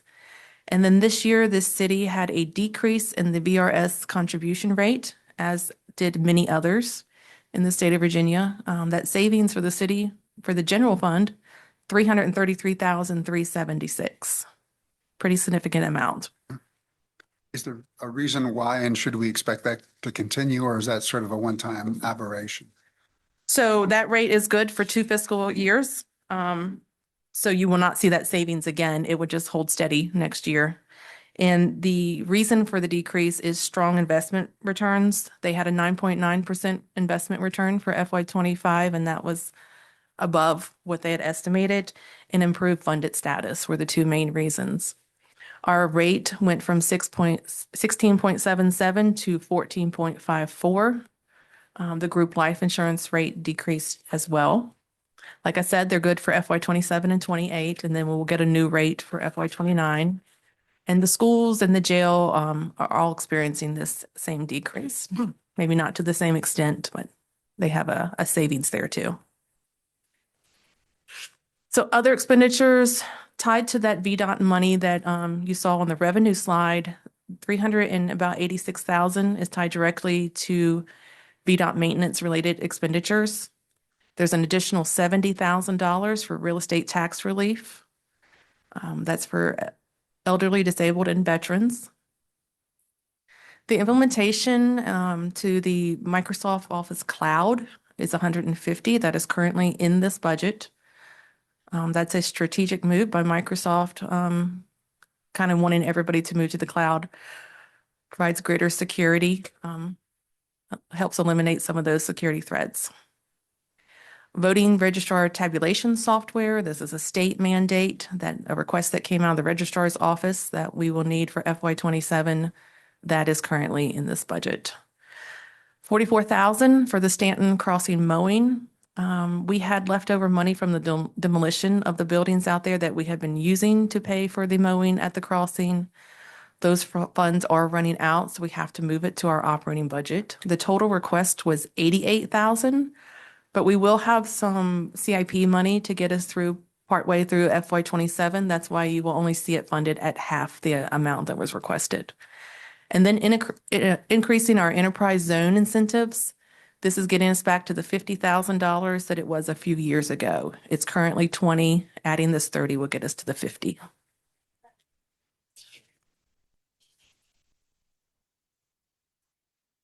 $30,000 request from the IT department to replace 30 door access readers. These are the oldest readers that we have that are about 10 years old. $20,000 for additional training funds for the police department. $15,000 for the new CAD to CAD maintenance fee. This is, Ms. Beauregard talked about this. This allows our 911 systems to get real-time information from Augusta County, Waynesboro. The implementation of it was funded through a grant that was received by Augusta County. This will be our annual maintenance fee. $15,000 to support pilot programs and education geared to reducing refuse and increasing recycling. As you know, our landfill costs are directly related to how much Staunton puts into that landfill. And then all other operating increases is $78,728. That is not a big number when you consider the whole city in what is left to cover. So as we go through this, you'll see a lot of unfunded requests, either for positions or upgrading positions from part-time to full-time, or for equipment or operating requests that remain unfunded at this time. So outside agency and our SOL partnerships, there's been a significant increase in the Department of Social Services and CSA. Some of that is funded by state and federal. Of the 561,000, about 316 of that will be funded by that state and federal revenue that you saw on the revenue slide. But we still have a local portion of about $245,000 that we had to fund this year. That's an 11.2% increase. Juvenile Detention Center, about $54,000 increase there. That's a 23.7% increase. That is based on our usage numbers, which is driving a big part of that. Valley Community Services Board, an increase of $31,238. That's a 7.6% increase. We are fully funding our required 10% there. Is it like $250,000 is kind of what I remember from last year? That There is a page with that on it. Okay, sorry. in your Okay. budget book All righty. that shows find it. how much we're funding. Hmm. Health Department, $15,384. Office on Youth, $10,749. And then a new funding of an outside agency is the Shenandoah Valley Small Business Development, funding them at $10,000. The Staunton Augusta County African American Research Society, that is a new request this year of $10,000. That is a one-time request for the Shea House, and that is being funded out of our fund balance since it's one-time funds. SDDA, that is just an increase in the downtown tax. That's not an increase in our flat contribution to them, $8,479. Central Shenandoah Planning District Commission, $415. It's a very small increase there. We are decreasing the Staunton Community Capital Fund. That is to help offset that small Shenandoah Valley Small Business Development. So their contribution is going down by $5,000. How much is it now? I What was it? How much was it? believe it's originally before? 15. It's going down to 10. They would both be funded at $10,000. The animal shelter, our contribution is going down $6,911. That's due mainly to our usage of the shelter going down some. They are fully funded. And the Middle River Regional Jail, this is a big one this year. Funding of that's going down almost $392,000, which is 11.3%. That has been very significant for us in a year where we don't have any tax increases or assessment increases. That and the VRS have been very helpful. So the usage of the jail for Stanton went from 24.29 to 23%. But in addition to that, they are also returning some of the accumulated fund balance that they have. They have a little over 22 million. They are reserving amount to cover their 5-year CIP and their safety net. They have a safety net of 16.67%, a little higher than what we do. And they are returning 5.2 to all the localities, which would be $750,000 per year for the next 7 years. Now, when that 7 years runs out, we will not all of a sudden have to come up with the difference to make that up. That is aligned with when the debt service is paid off for the jail. And we will continue to see that savings plus a little bit more, because I believe the debt payment is higher than 750. Yes. Right. 27, $439,000. Oh. All right. Thank you very much. Also did want to let you know that the Middle River Regional Jail, they did see that decrease in their VRS rate, like the city of Stanton did, and they are using this opportunity to increase their hazardous duty multiplier to 1.85. This has been a request for the city of Stanton to do this for a few years now. It remains unfunded in this budget, but I did want to let you know that the jail will have it in their budget. So it costs about $234,000 for them. Moving on to education, there's a 7.4% increase in their budget of about 3.4 million. Local funding, 1.461 million. State funding increased by about 7.2% or about 1.8 million. A 6.2% increase in federal of 132,558. They have a 3% COLA, the same as the city, but they are adding a 1% additional amount for step 20 and above employees. They are adding 6 new positions and their operating increase is about 17%. There is no change in their CIP transfer. Outstanding general fund debt is about 65% of our total general fund debt of a little over $40 million. And their increase is being all allocated to operating expenditures. Health and welfare is increasing $678,000. Majority of that is coming from the Children's Services Act and the Department of Social Services. The Valley Community Services Board increasing to $31,238. Health Department, and then I just wanted to show that the real estate tax relief in total is about $430,000. There has been some talk on the state level of the state helping out with the veterans relief, but there has been nothing passed or nothing concrete that came out of that. Public Works, an increase of almost $601,000, with the majority of that coming from the VDOT reimbursable funds, about $441,000. The rest of it is 3% cost of living. The other operating increase is about $33,000. And that's pretty tough because that covers streets, traffic, engineering, public works, admin. So a $33,000 increase there, it's not very much at all. The unfunded requests that remain in the public works area is the design engineering position of $121,000. There was a request for a full-time custodian staff for the daytime. Currently, we have one that works nighttime, about $63,000. Another part-time custodian for the JDR courthouse, and a part-time building maintenance staff member. There was also a request to turn one of the PW admin that worked the front office and take the calls from a part-time to a full-time of $43,000. That remains unfunded at this point. An operating expense request of $68,300 remain unfunded. Public safety increase of $45,093. A lot of that, they do have increases there because of the final phase of the PD comp plan and the 3%, but it's being offset by that decrease in the Middle River Regional Jail of about $392,000. Unfunded request in the public safety area is increasing the hazardous duty multiplier to 1.85%. Based on current rates, that would cost the city $232,177. Once you make that decision to go to the 1.85, it is irrevocable. It means you cannot change your mind.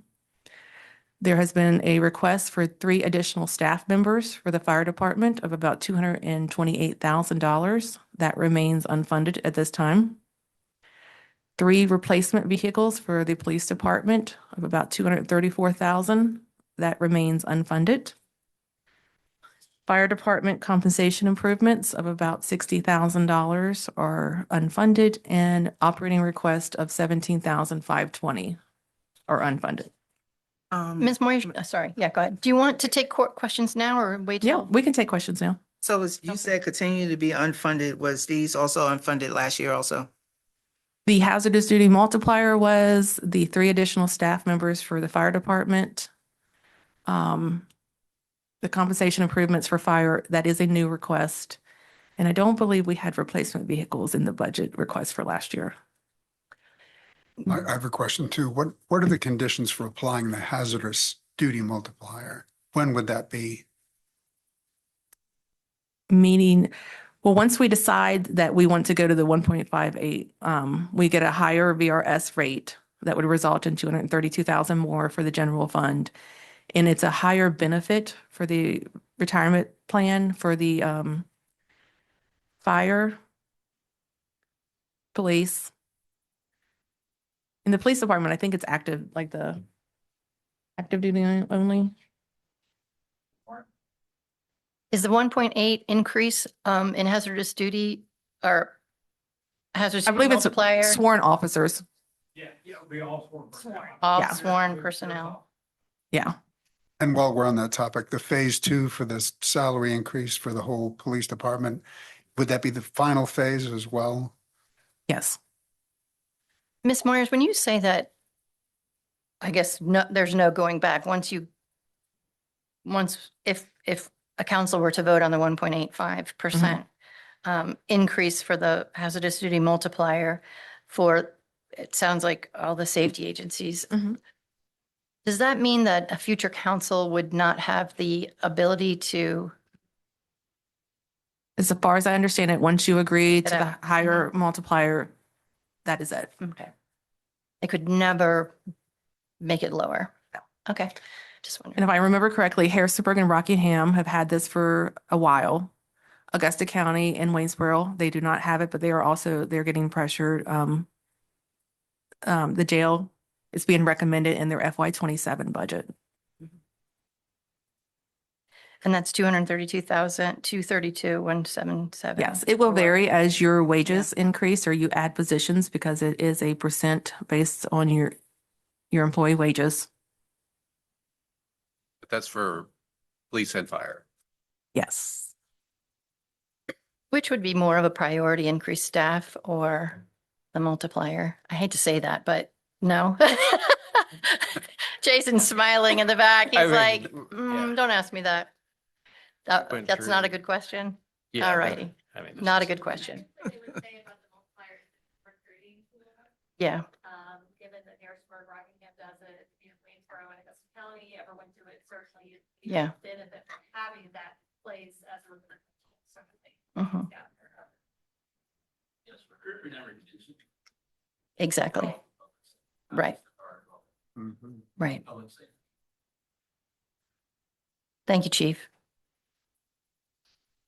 All righty. Thank you for stopping and taking that break. It's a lot of information, so It is, yeah. just ask questions as they come up. I think it'd be easier. Mm. Judicial increase of 48,554. There's a 3% cost of living effective July 1st. And some of the increase in the judicial is being offset because we paid rent, sort of, 60,592 to be part of the Augusta County building. And we no longer have to pay rent because we now have our own building with Now we have debt. debt, additional expenses. I'd like to have the 60 back. Yes. Unfunded requests at this time in the judicial area are 4 additional sheriff deputies of a little over 300,000. 4 additional vehicles for the sheriff department at $256,000. There was a proposed sheriff's department compensation plan of $52,729, and unfunded operating requests are $6,900. Do compensation, what does that mean? Compensation improvement, is that for retirement? Is that for For current salary? current staff, proposed adjustments for current staff. So on top of 3% COLA? Yes. Okay. General government increase is 464,567. Major drivers here are the 3% cost of living, and adding that economic mobility and opportunity position that is grant funded. There's some operating expenditures that are covered by the grant of $29,055. This budget does include the Microsoft Cloud migration of $150,000. The registrar voting software falls under general government of $50,000, and insurance has increased by $23,000.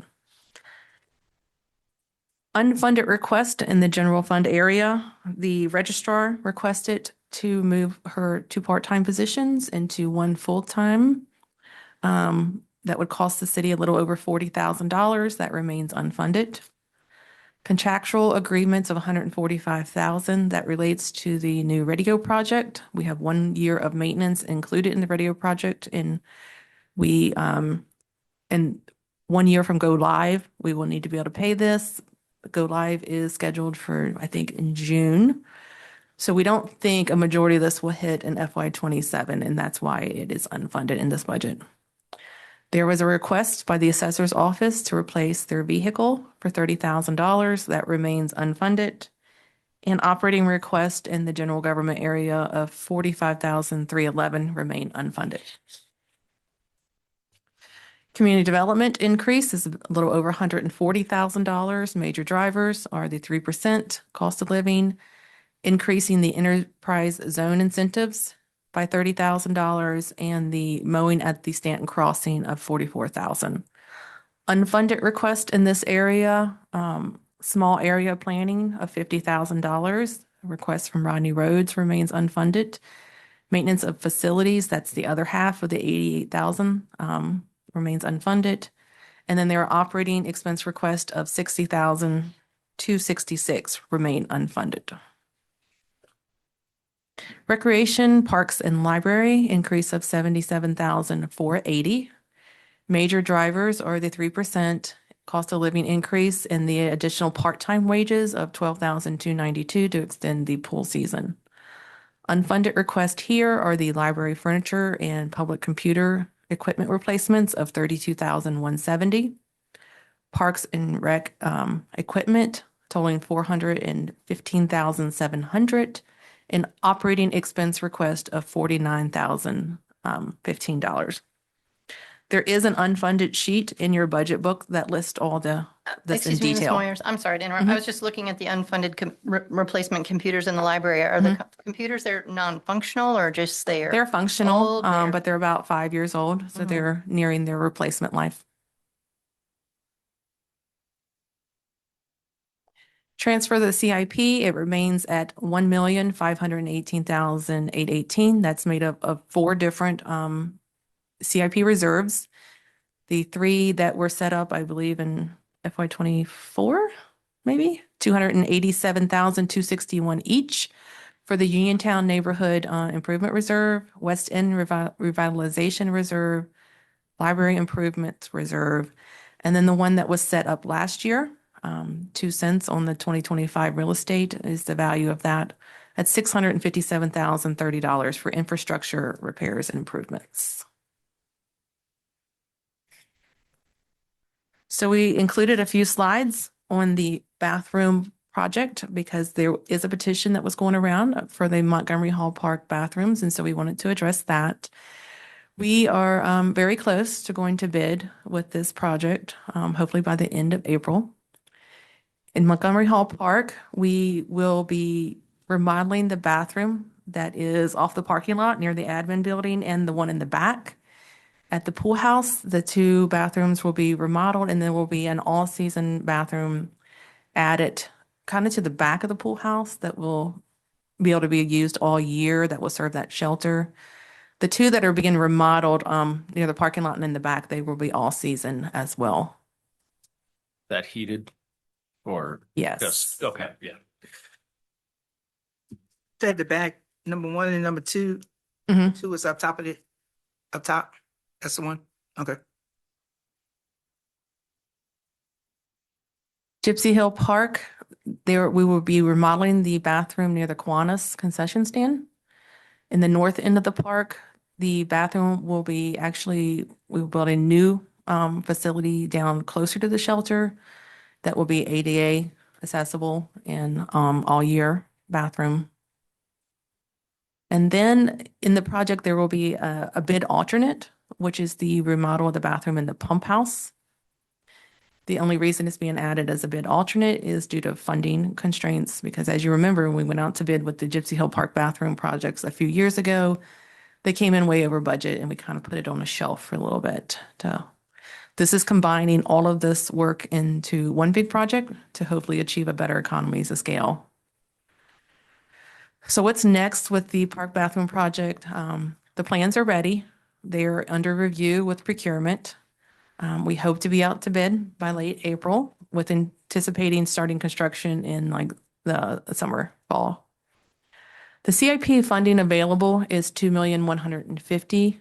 I do not have cost estimates that came with the designs, so I have no clue what the bids might come in at.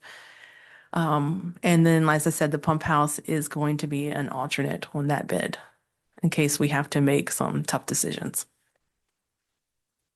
Debt service sinking fund, the general fund debt requires $6.56 million.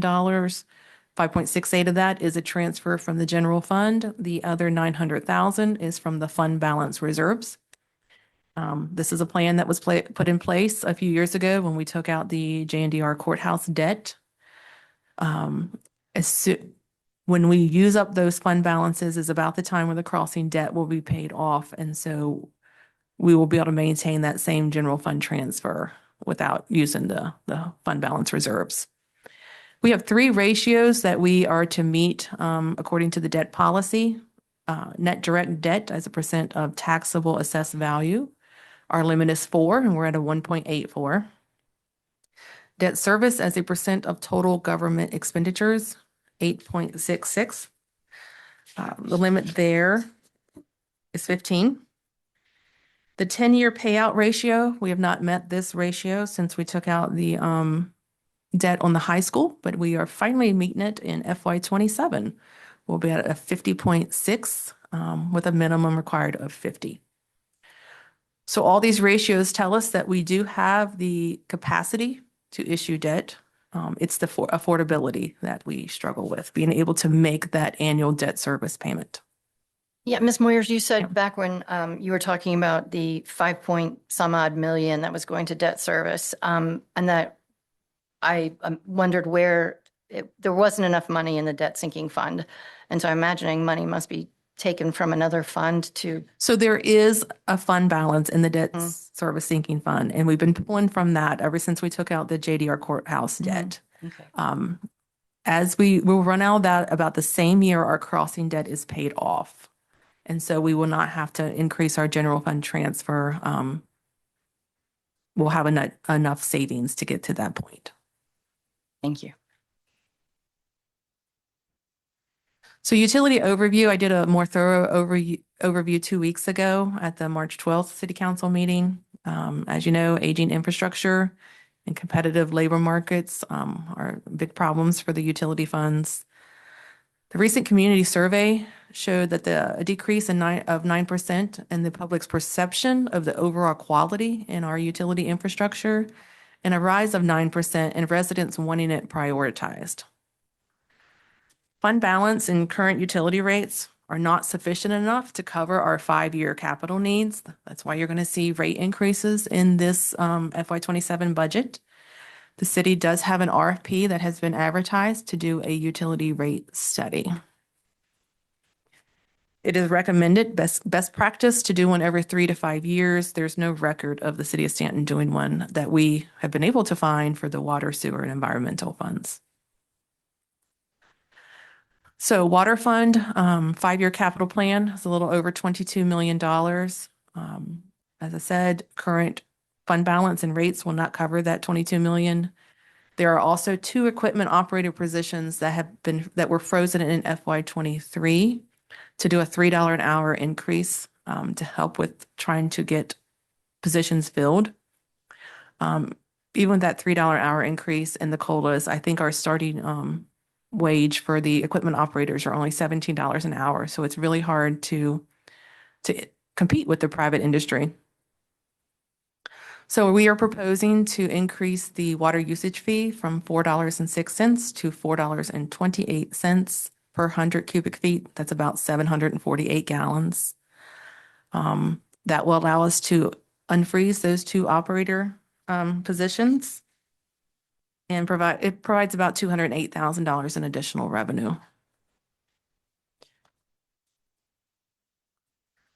Sewer, the 5-year capital plan is 13.5 million. The fund balance is not sufficient enough to cover the 5-year CIP. The Uniontown estimates are now at $6 million and they could increase as we actually get into the design. This estimate was based on the preliminary engineering report. As it's underway and designed, I'm afraid that maybe that 6 million will not be enough. They also have 1 equipment operator position still frozen from FY '23. And so our proposed increase in the sewer usage fee is going from $5.60 to $6 per HCF. That provides additional $309,000. This will provide unfreezing that 1 position and additional funds to go toward the capital. This fund is a little more, let's say, in trouble of not being able to self-sustain. The fund balance is not sufficient enough to cover the 5-year CIP for the landfill, nor is it sufficient enough to cover the requested 1 refuse truck replacement per year. It's in danger of becoming insolvent. The landfill capital needs are $5 million over the next 5 years. The major projects going on at the landfill are relocating the scale house and the admin offices. They have large equipment requests, bulldozers, compactors, things like that. It also includes opening the next phase, which I believe is phase 6, and closure cost. The proposed increase here is unfortunately higher due to the fund becoming insolvent in the next few years if we don't do anything. That would raise monthly trash service for residential from $24.01 to $27.50. Commercial rates would increase by that same 14.53%. So the parking fund is currently operating with a deficit and is no longer self-supporting. The unrestricted net position as of June 30th, 2025 was $13,442. We will have a negative fund balance at the end of FY '26. The deficit for FY '27 is $272,494. Outstanding debt is about $1.2 million, and the annual debt service is $179,463. So we do not have any recommended rate changes or any subsidies from the general fund proposed at this time. And we will revisit parking as a holistic revisioning of downtown.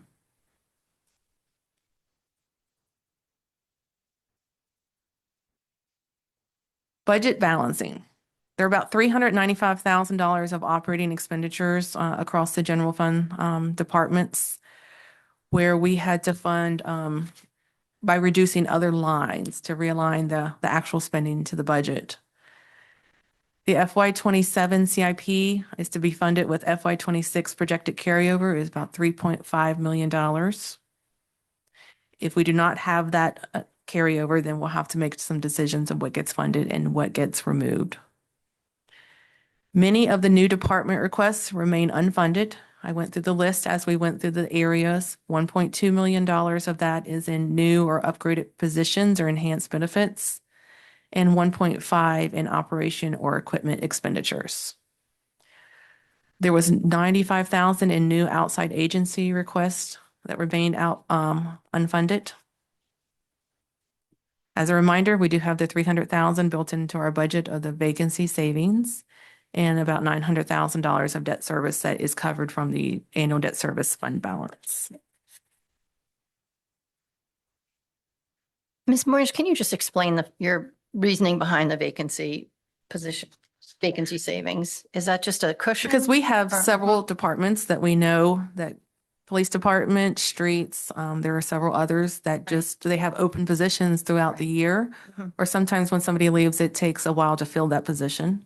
And so we have budgeted some of that up front, Okay, about $300,000, just because we know we will have some of the open got it. positions. It Okay, usually ends up being more than 300,000, but Mhm. we do not want to just keep pushing that up and maybe not be able to attain that amount. Hopefully, the final phase of the police department comp plan will eliminate some of their open position savings, unfortunately for me, but but that is good for them. That will hopefully allow them to be more fully staffed. Yeah. that's the goal. Thank you. And then, yeah. Thank you for the explanation. So I'm going to wrap this up, and Ms. Moyers is going to laugh when I tell her what we missed. The landfill fees. Yeah. I should have had a slide on that. I'll just talk about it We'll for a have that minute. next week. We'll have that next week. So the Regional Landfill Committee did recommend changes to the fee structure, which are built into, which, well, it doesn't affect our budget, but it does affect our budget indirectly that we support the landfill. The last time the fees were adjusted were 2024. And before that, it had been over 10 years, if you remember, before the fees were adjusted. In the budget message and in the budget document, the list of fees is there. The important thing to say here is Staunton citizens can dispose of residential trash and yard waste still at no cost to them. That will not change. Can I say one thing? Yes. So we will have a public hearing on that on April 9th. If you saw the newsletter on Wednesday, there was a big, long public notice in there that had our residential, our commercial, and the landfill fees and the proposed increases. It looked like a lot, but there's a public hearing on those and the utility rates and the budget. The important thing is that Waynesboro and Augusta County also need to approve these fees, and they also have them work. They are talking about these fees during their budget process as well. So we forgot that. I knew there was something we forgot. Anyway. So one thing I wanted to highlight was our departments, Ms. Moyers just talked about balancing the budget, but our departments are always looking at efficiencies, how to do things smarter, how to do things with less. And, you know, there's a lot of that going around, frankly. I just want to highlight a few of the big ones that are in the budget. For instance, recently the city switched banks, and that generated over $78,000 in annual savings through lower fees and more favorable interest rates. In many cases, departments have gone digital, and so have commissions, saving cases of paper a year and, you know, not printing out documents and documents for folks. One example of reclassifying vacant positions is in Public Works. They wanted to focus on GIS infrastructure mapping, which will help increase day-to-day operations. They restructured a position to do that. There's also a paralegal, and this doesn't affect the 27 budget. This can happen now. There's a paralegal in the city attorney's office that is not going to be filled. So we wanted to take that position and make that into something that would help drive strategic initiatives and special projects. And that doesn't cost any more and doesn't add a position to this budget. We also, as we talked about before, did not fill the clerk of council position, which saves money, and those duties were absorbed by several staff members. Other ways we've been more efficient is cross-training employees. Example is making sure parks employees are CDL certified, and this helps avoid hiring contractors for recreation trips. And building services hired 2 inspectors who are certified and trained in all the trades, so they are interchangeable. Some examples of completing maintenance services in-house. The fire department sent personnel to get their certification to work on fire pumps, and they're doing all vehicle services in-house. An example of a city service becoming more efficient is Adopt a Spot. That combined 2 programs actually into one, is now managed by a single department. And since it was launched last year, 9 groups have signed up with 40,000 plus linear feet of streets and streams adopted. We're also using technology to help improve services such as automated metering infrastructure or smart meters. And this will allow a customer real-time data to see their water consumption and identify potential problems. And this is still being rolled out, but we're well on our way to do that. And then the library implemented a new messaging software for their patrons, which saves staff time now that they don't have to call each patron individually. So in the budget message, there's many more examples of where we found efficiency, where we saved money. Whenever we negotiate contracts, for instance, we're always looking at ways to renegotiate it more to our favor, obviously, and that usually means saving money or making sure at least we're getting our money's worth. So I think if you read through that, you'll see some really great examples, and I was very pleased that the department sent me so many to include and to feature. I Well- really appreciate you including this part. It's a question that I ask every year is, what are the good faith efforts we're making to increase efficiencies and control costs? And it's great discipline, to asset departments and transparency, accountability to the public. And so, yeah, there are 3 pages of examples of efforts that you made along those lines. So I appreciate that very much. Well, kudos to the departments, and they do an Yeah. amazing job. So I appreciate everything they do. There are many department heads out there and elected officials and folks that Talked about all. work on, yeah, so thank you all for the work you did on this too, yeah. Along that lines, we have many, many accomplishments that have been happening. And I won't read all these, but if you look at our downtown corridor, we've had lots of great new restaurants open up and new shops. Of course, our district courthouse opened in the West End, which we talked about earlier this evening, as far as how to maximize that space out there. We've seen some industrial growth as well. And then new housing. We've seen new housing being built. So lots of exciting things happening commercially, business-wise. So that's all really exciting. Next slide. Infrastructure, same thing. We've got the Gardner Springs Pump Station, the stream restorations, the water tank. I mean, who can forget the water tank, which is amazing. The pool house, which will be open up later this summer. We're also almost at the end of our update to the comprehensive plan. So that's very exciting. That's been a long process, and staff has spent many, many hours with the community on this. So that will be a great accomplishment when that's complete.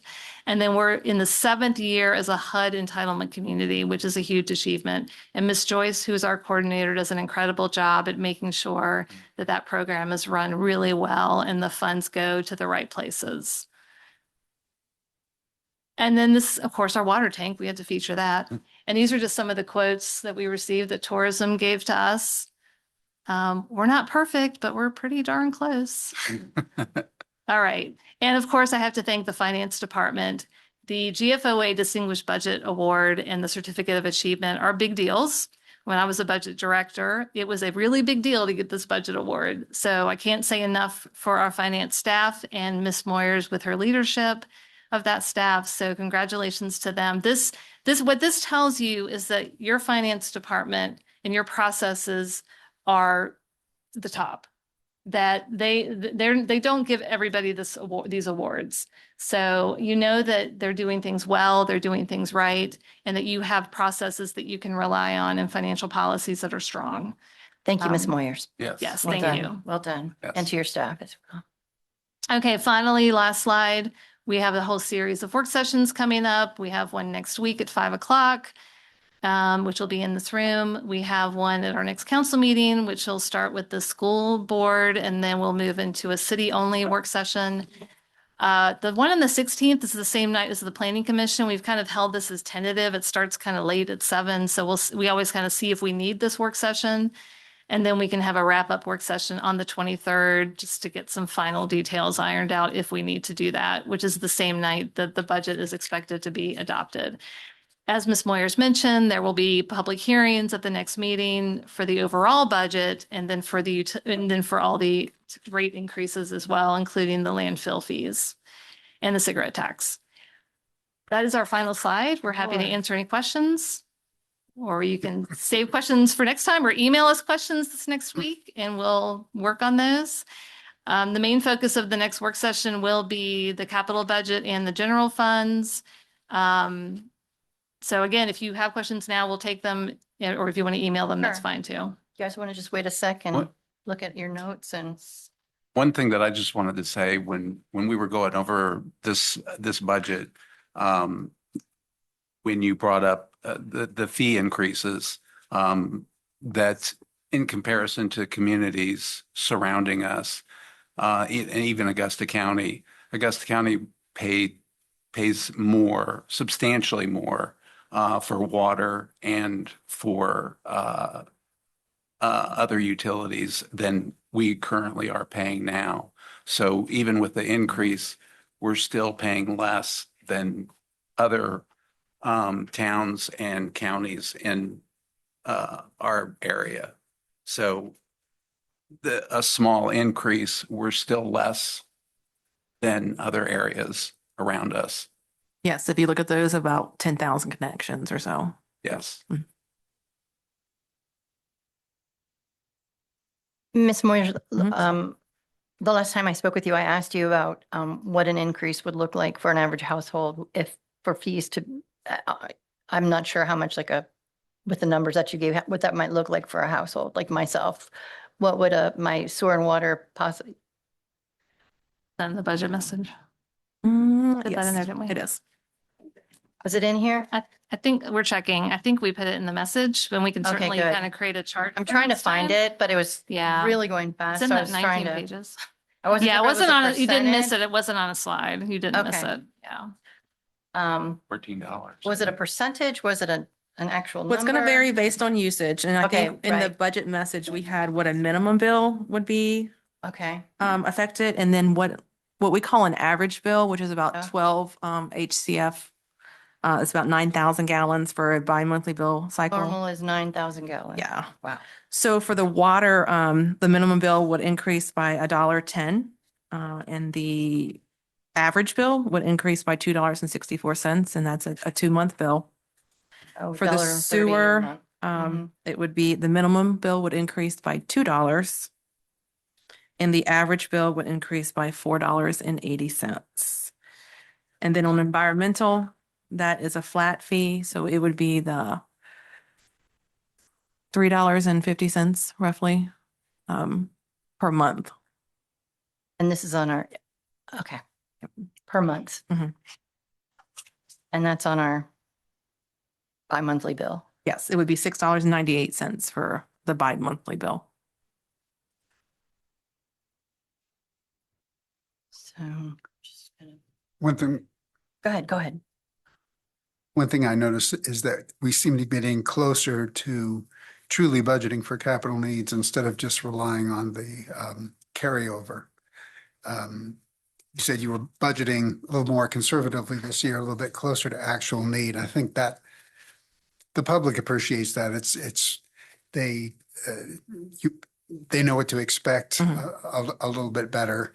And we're not just sort of hoping that the right amount of money is left over at the end of the year to cover capital costs. And I realize that we still have a tremendous amount of unfunded needs, particularly in the utility area, but we gradually are ratcheting up the amount of dedicated tax revenue that we're sending towards CIP. So I think that that's moving in the right direction. So I appreciate those progress we're making in those.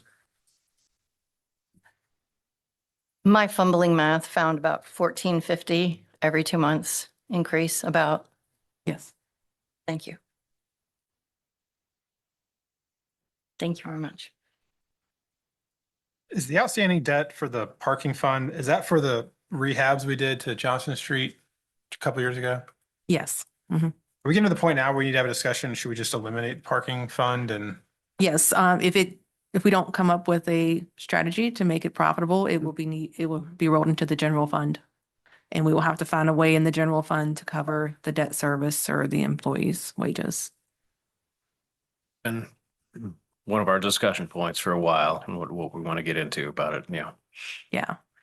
I say eliminate paid parking. Yeah. I just, And so, So currently the wharf and the Johnson Street are Free. free right. at this point. all right, so at the next meeting, so over the next week, you'd like to have input from us. We'll have a budget hearing at the next meeting. If there's anything that you want to see more detail on at the next Right. meeting, you can Let you let me know. And Okay, terrific, we can certainly address it. great. I understand that at some point we'll get some more details about the pilot programs and education that relate to the environmental area and. I thought we could start talking about that next week. Okay. Yeah. That's great. But we're putting some thoughts together on that. I mean, we were interested in input from you all about that, of course, and yep. When we start getting into more of the landfill rate increases, I'm sure we'll have more details of the 5-year CIP for the landfill and those expenditures. And We can get that. I'd just be interested to see like, how much, what is their annual revenue Yeah, for their commercial tipping fees again? I know we've discussed that last time, but it's been a couple of years. we can get that.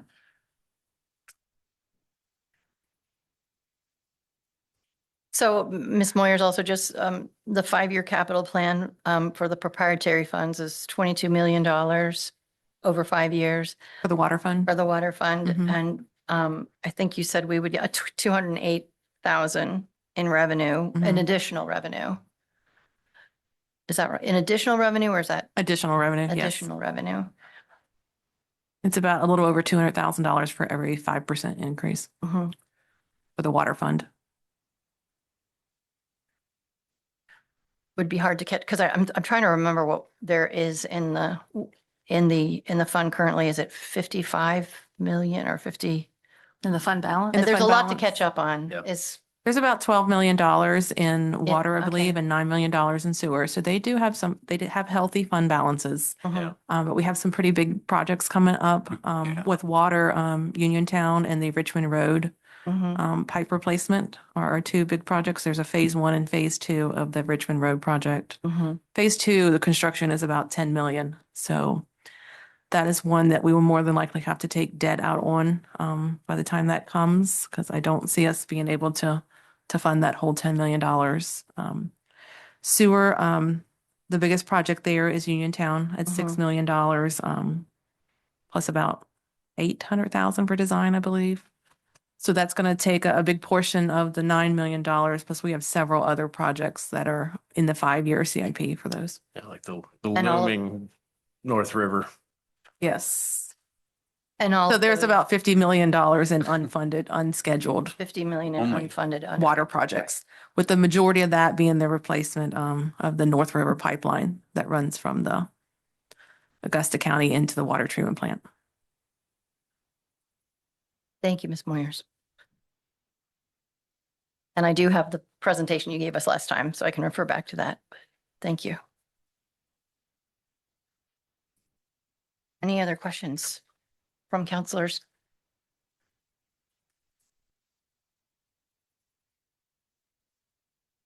Campbell, Woods? No? Good. Hey, Miss Beauregard and Miss Moyers, thank you very much. Great for- job.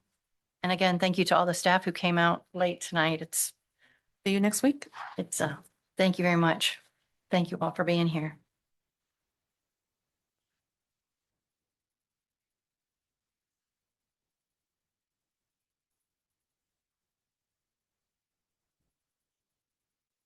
This takes us to matters from the city manager.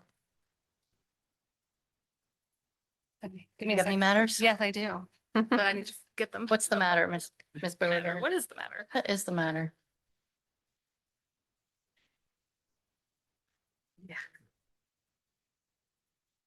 Minute, sorry. That's okay. That's cool. Talk amongst yourselves for a second.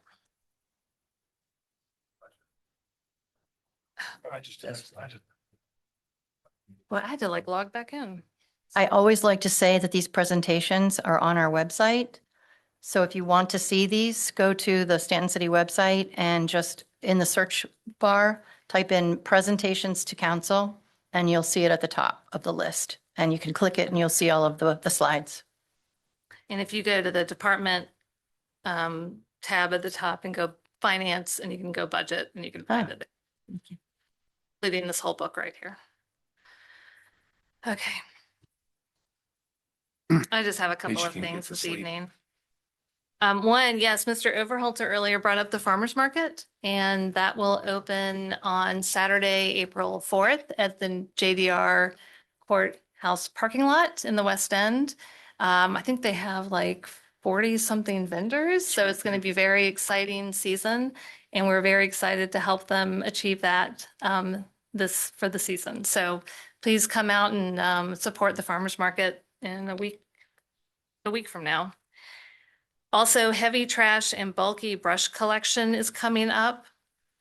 Please place your items at the curb by no later than 6:30 a.m. on Monday, April 6th, so you have a little bit more time. Crews will collect all items over a 2-week period to be completed by Friday, April 17th. But once they pass through a neighborhood, they're not going to return, so you need to make sure you please get your items out by Monday, April 6th at 6:30 a.m.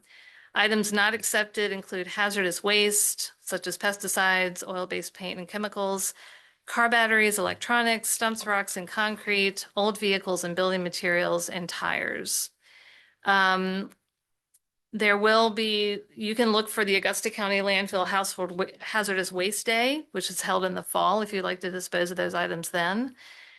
Bulky brush will begin on Monday, April 20th. So please have your items out by 6:30 a.m. on that day. And then there will be a tire disposal event at Gypsy Hill Park Football Stadium on Saturday, April 18th, 9 a.m. to 4 p.m. Tires must be off the rim, and you're limited to 4 tires per household. Okay, so that's that. And then, sorry, I'm looking through my items here. And then a quick word as far as flood resiliency. Staff has finished the internal review of the first flood resiliency plan draft, and it will soon be available for public comment. The next community listening session will be Wednesday, April 15th from 6 to 7:30 in the second floor meeting room at the Staunton Public Library. The plans consultants will give a quick overview presentation, and then the environmental program staff will be available to answer questions. Since we have a meeting before then, I'll make sure I repeat a lot of this at the next meeting. That's all I have this evening. Very good. Thank you. That takes us to matters from the public. This portion of the meeting is set aside for council to hear comments from citizens and others on a wide variety of topics. A copy of the Staunton City Council's Matters from the Public Guidelines is available in paper form at that desk over there by the side door and online on the City of Staunton's website. We ask that you please familiarize yourself with those guidelines before speaking. If you would like to address council, please come forward to the podium or raise your hand on Zoom. When it's your turn, please state your name and address for the record and limit your remarks to 5 minutes. I will let you know when your time expires. As a reminder, this is a time for council to listen. If you're seeking a response or a follow-up to a question or comment, please speak with the city manager, Leslie Beauregard, or a member of council following the meeting.